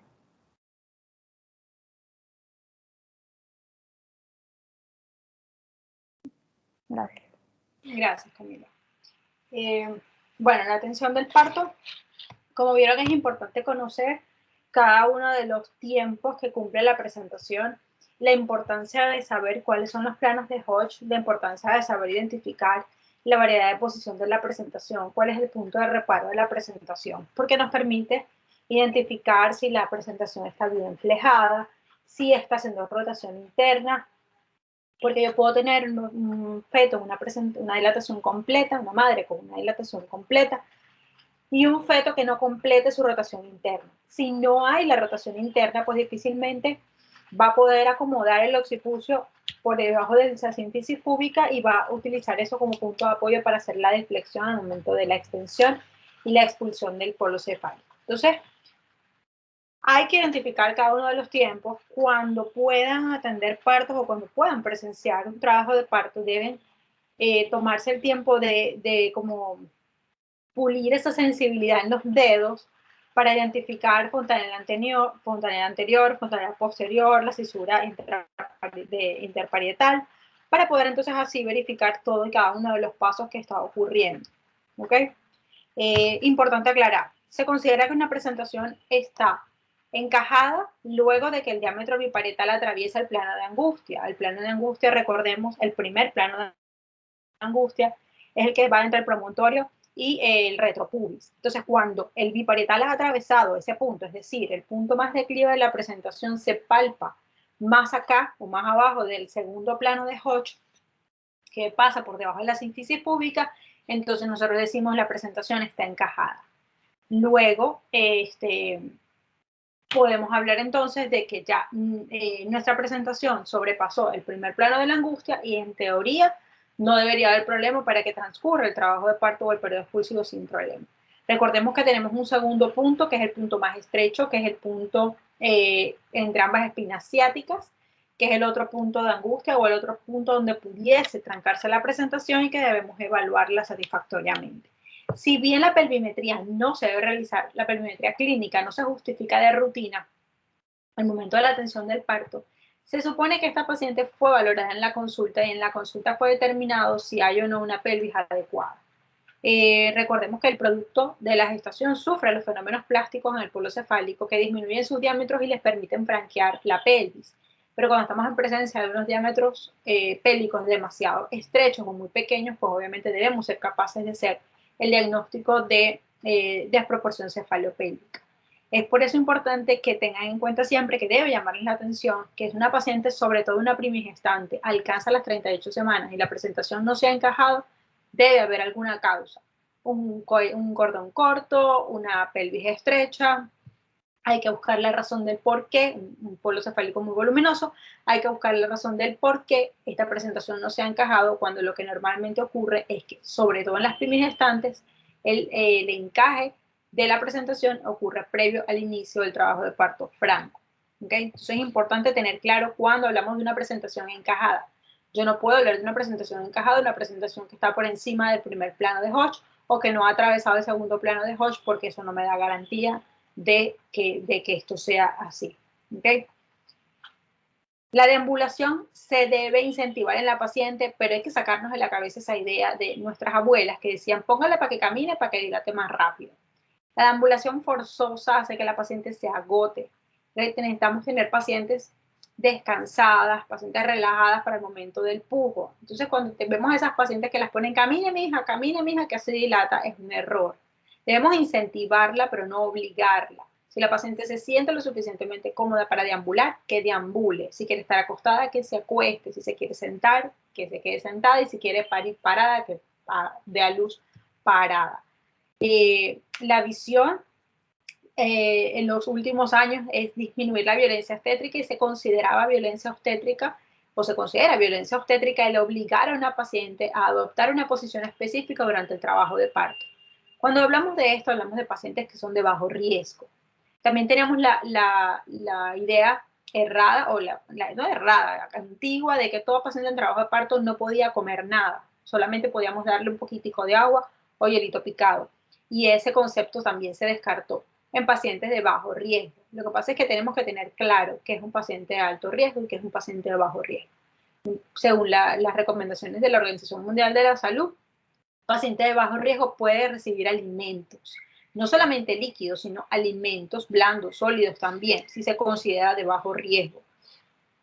Entonces, esas son cosas o tabús que tenemos que ir cambiando y depende de ustedes, que son la generación de relevo, ir cambiando esa idea, ir educando al personal de salud e inclusive al paciente de que no pasa nada. O sea, no pasa nada si siempre y cuando estemos clasificando bien a la paciente.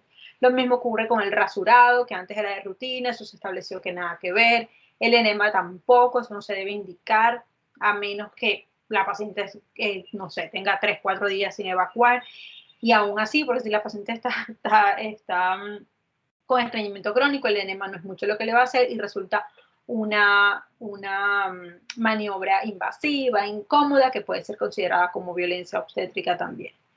Tener muy claro, ya que lo mencionaron, la definición de ruptura prematura de membrana. Cuando hablamos de ruptura prematura de membrana es aquella que ocurre antes del inicio del trabajo de parto. Es decir, antes de que inicien las contracciones con dilatación y borramiento del cuello. Eso es prematuro. No confundan esa prematuridad con las semanas. Yo puedo tener una ruptura prematura de membrana en una paciente de 39 semanas, porque la prematuridad no va relacionada con la edad gestacional. Entonces es importante, ya que ya que mencionaron el término, que lo aclaren. La amnioresis solamente está indicada para evaluación de líquido amniótico en aquellos casos donde estemos sospechando sufrimiento fetal por meconio, por DPP, etcétera, etcétera. De resto, no está indicado, como se hacía anteriormente, que la veíamos como maniobras para acelerar la evolución del trabajo de parto. Eso también está contraindicado. El uso de oxitocina de rutina está contraindicado en el trabajo de parto. Esas conducciones que hacíamos rutinarias, pacientes que venían con una buena actividad uterina, que igual le colocábamos oxitocina, eso está contraindicado porque también se considera como violencia obstétrica. Solamente está indicado el uso de oxitocina en aquellas pacientes que vamos a conducir porque necesitamos, porque hicimos una inducción y tenemos que mantener la actividad uterina, tenemos que garantizarla, ahí la vamos a conducir. Pacientes que están presentando alteraciones en la dinámica uterina, pues tenemos que corregirlas y para tanto hay que conducirlas con oxitocina. De resto, aquella paciente que inicia el trabajo de parto de forma espontánea y que tiene buena dinámica uterina, no tiene indicación de rutina para el uso de oxitocina. Recuerden entonces los tiempos, las medidas que cambiaron totalmente.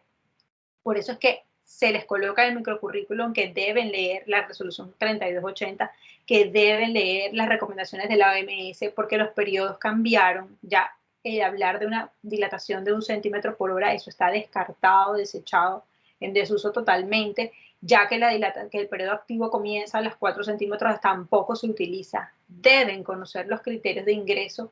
En el caso de nosotros, en las IPS, donde sí aplicarían los 4 centímetros de dilatación, pero no porque es una fase activa, sino porque ya está por norma establecido que esas pacientes deben ingresarse con 4 centímetros de dilatación. Una IPS, sobre todo si son pacientes con domicilios lejanos. Si la paciente vive a 2 cuadras del centro asistencial, pues podemos esperar a que esté en fase activa. Pero de resto, sí estaría indicado entonces ingresar a la paciente de forma precoz. Ojo con las maniobras. Para el momento que se atiende el periodo expulsivo, no vi que explicaron la maniobra para la extracción de los hombros. La cabeza, al momento que sale la cabeza, que se ocurre el periodo expulsivo, no explicaron la maniobra de Ridgen, que es sumamente importante, que es una maniobra para protección del cuerpo perineal. Es la maniobra que permite que nosotros evitemos en un porcentaje muy alto esos desgarros del cuerpo perineal. ¿Okay? La episiotomía no se utiliza de rutina, no está recomendada de rutina ya desde hace muchos años, de manera lo que sí está indicado es la protección del cuerpo perineal de forma adecuada y es una maniobra que deben conocer. ¿Okay? Una vez que realizan la maniobra de Ridgen y se produce la expulsión de la cabeza, entonces ocurre la rotación externa, la cual nosotros podemos asistir o simplemente dejar que ocurra de forma espontánea. Otro aspecto importante que tampoco explicaron es la verificación del cuello fetal para descartar la presencia de una circular de cordón. Es importante que al momento que la cabeza sale, con una mano yo reviso el cuello fetal, en este caso la cabeza del recién nacido, para verificar si hay o no una circular de cordón. Si la hay, debo tratar de rechazarla. Si no es rechazable, o sea, no la puedo reducir, yo debo pinzar, coloco pinza y corto en el medio de las dos. De esta forma libero el cuello del cordón y evito que haya una tracción exagerada al momento de la salida del resto del cuerpo o una ruptura del cordón, una laceración del cordón, o que este apriete el cuello y provoque un episodio de hipoxia. Entonces son pasos importantes que se deben hacer durante la atención del parto. Luego de esto, que ocurre la rotación externa, vamos nosotros a colaborarle al recién nacido o al producto que está por terminar de nacer a la expulsión de los hombros. Siempre recordar, el hombro anterior sale primero, el hombro posterior sale después. Para esto debemos tomar el cuello del producto de la gestación con nuestras dos manos, hacemos una especie de pinza entre el dedo índice y el dedo medio, tomamos el cuello por arriba, por abajo y traccionamos hacia abajo para ayudar al hombro anterior que salga y luego traccionamos hacia arriba para permitir que el hombro posterior salga. ¿Por qué no lo hacemos al revés? Porque si traccionamos hacia arriba, podemos impactar el hombro anterior por detrás de la sínfisis púbica y trancamos el hombro, de manera que tendríamos que recurrir a maniobras para distocias de hombro para poder extraer ese producto de la gestación. Entonces estamos distociando en nosotros el trabajo de parto que venía perfectamente bien. Una vez que realizamos la maniobra para la extracción de los hombros, entonces procedemos a extraer el resto del cuerpo, Tomamos el producto de la gestación por los pies, lo podemos colocar sobre nuestro antebrazo o si no tenemos mucha agilidad o el producto pesa mucho, lo colocamos sobre el abdomen materno, lo que nos permite establecer un primer contacto de forma adecuada. Es importante la prevención de la hemorragia posparto y este es el momento. Existen dos momentos para colocar la oxitocina. Una, si la van a colocar endovenosa, se puede colocar en el momento en que extraemos el hombro anterior, o la otra que al momento de extraer el producto de la gestación, pues entonces se le coloca la oxitocina, que pueden ser 10 unidades intramusculares o 10 unidades endovenosas diluidas en 10 cc de solución, que se va a pasar lento, por lo menos 2 a 3 minutos. Y podemos también hacer uso, en el caso de que no tengamos oxitocina a mano, que es difícil, pero en el caso de que no la tengamos, podemos hacer el uso de misoprostol 600 microgramos, que lo podemos dar por vía sublingual. También cuando no contamos con oxitocina o cuando no tenemos cateterizada una vía endovenosa. Esto nos va a permitir acortar el tiempo corporal. Tiempo corporal es el tiempo que tarda la placenta en expulsarse, que normalmente es de 10 minutos. Pero como me comentaron muy bien, hasta los 30 minutos se puede considerar normal. Pasados los 30 minutos hablamos de retención placentaria. Entonces, al acortar este tiempo, disminuimos el sangrado, disminuimos, por lo tanto, el riesgo de hemorragia posparto. Una vez que identificamos los signos de desprendimiento, como son la pérdida hemática, el máximo descenso del útero, y evaluamos también los signos de descenso placentario, como son el máximo ascenso, el signo de Alfie, el signo del pescador, o sea, todos los signos que nos permiten identificar que ya realmente la placenta está descendiendo, ¿ok? Es importante que conozcan esos signos también, no hicieron énfasis en ellos, es importante que los conozcan porque tienen que saber, la placenta les va a hablar, el cordón les va a hablar y les va a decir, ok, ya yo estoy descendiendo, ya pueden traccionar. Si hacen la maniobra de Brandt-Andrews sin la evidencia de los signos de descenso placentario, de desprendimiento o descenso placentario, pueden provocar una inversión uterina, que es un accidente obstétrico que produce hemorragia posparto. Van a voltear el útero, como si ustedes agarraran una media y la voltearan, igualito les va a pasar al útero, se van a traer el fondo uterino y hacen una inversión uterina. Entonces la maniobra de Brandt-Andrews, aunque está muy descrita, deben hacerla con mucha cautela y deben hacerlo solo estando seguros de que ya ocurrió el desprendimiento de la placenta y que éste se está descendiendo. De lo contrario, van a provocar una inversión uterina iatrogénica. Entonces, cuando realicen esas maniobras, previa verificación de los signos que ya les comenté, deben realizarla igual de una forma cuidadosa, con firmeza, pero suave, porque si traccionan muy fuertemente pueden romper el cordón umbilical también, les queda la placenta dentro y el cordón en la mano.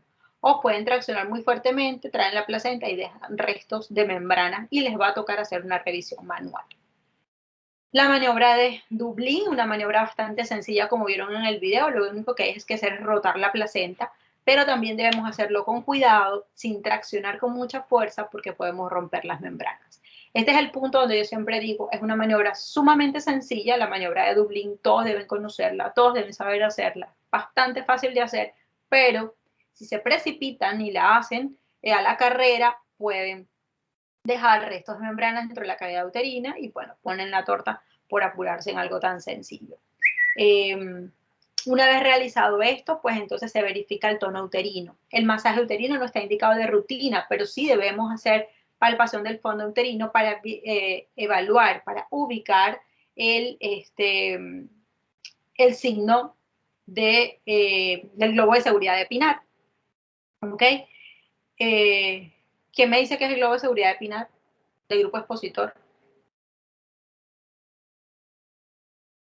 Camila.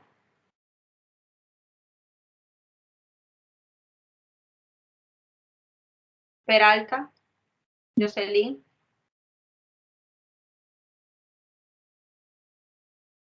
Ninguna.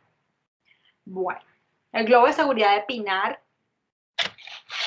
El globo de seguridad de Pinar no es más que la contracción del útero que permite el cierre de los vasos del lecho placentario y de esta manera disminuye el sangrado. Entonces nosotros debemos hacer una palpación del fondo uterino para verificar que él se contrajo, forma como un globito, se siente como un globito duro debe estar por debajo de la cicatriz umbilical y de esta forma garantizamos que hay una buena contracción, por lo tanto una buena hemostasia y disminuimos mucho el riesgo de hemorragia postparto. ¿Okay?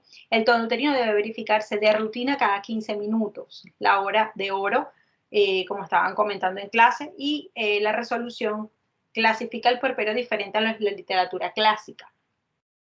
La resolución nos habla de que el puerperio inmediato son las primeras 2 horas, porque es el tiempo realmente de mayor riesgo de las pacientes que presenten alguna complicación, sobre todo una hemorragia por hipotonía o una hemorragia por un hematoma, por un desgarro, que pudo haber pasado desapercibido durante la atención del parto. Entonces, durante estas 2 primeras horas tenemos que hacer verificación de cada 15 minutos del tono uterino, verificar signos vitales maternos, verificar cantidad de sangrado, y luego de estas 2 horas, si todo está perfecto, entonces podemos decidir trasladar a la paciente al alojamiento continuo junto con el producto de la gestación si todos los dos están en condiciones clínicas estables.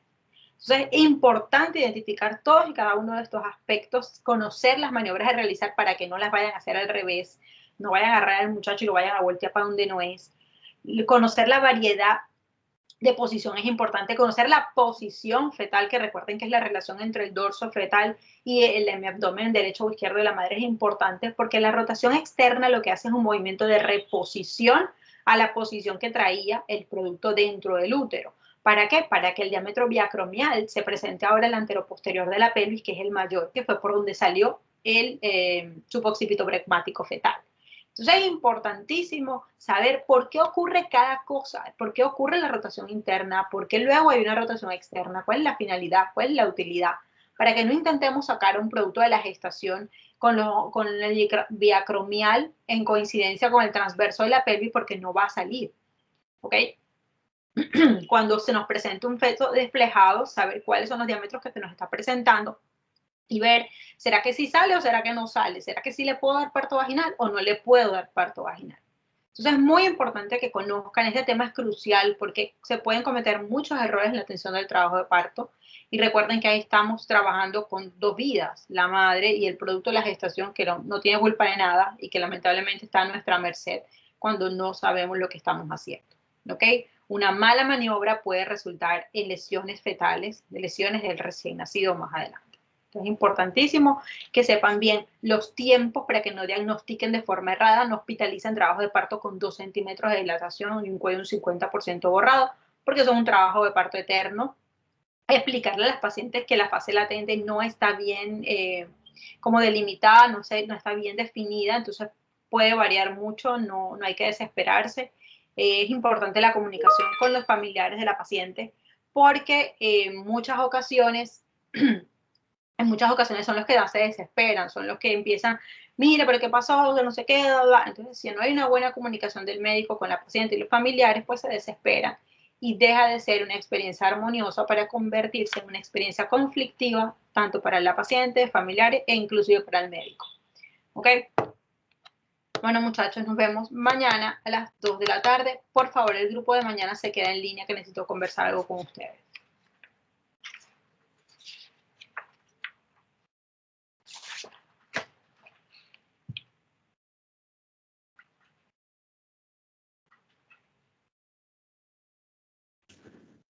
Hasta luego, doctora, que esté bien. Hasta luego.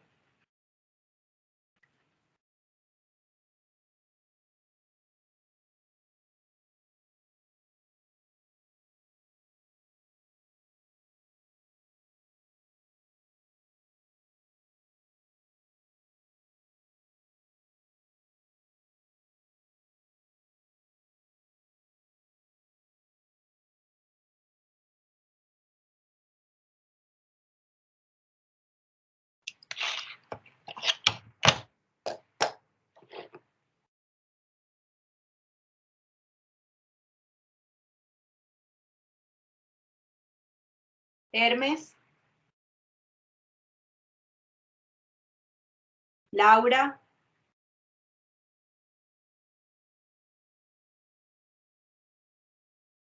Wendy, Giovanna. Presente, doctora. Ya terminó la clase.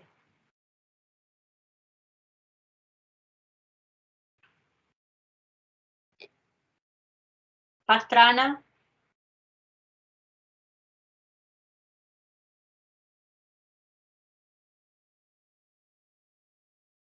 Wendy, alguien que llame a Wendy, dígale que ya la clase terminó, que se puede desconectar, que muchas gracias por estar conectada. Listo. Madeleine, ¿recibiste el correo? ¿Leíste el correo que les envié? Dígame, doctora.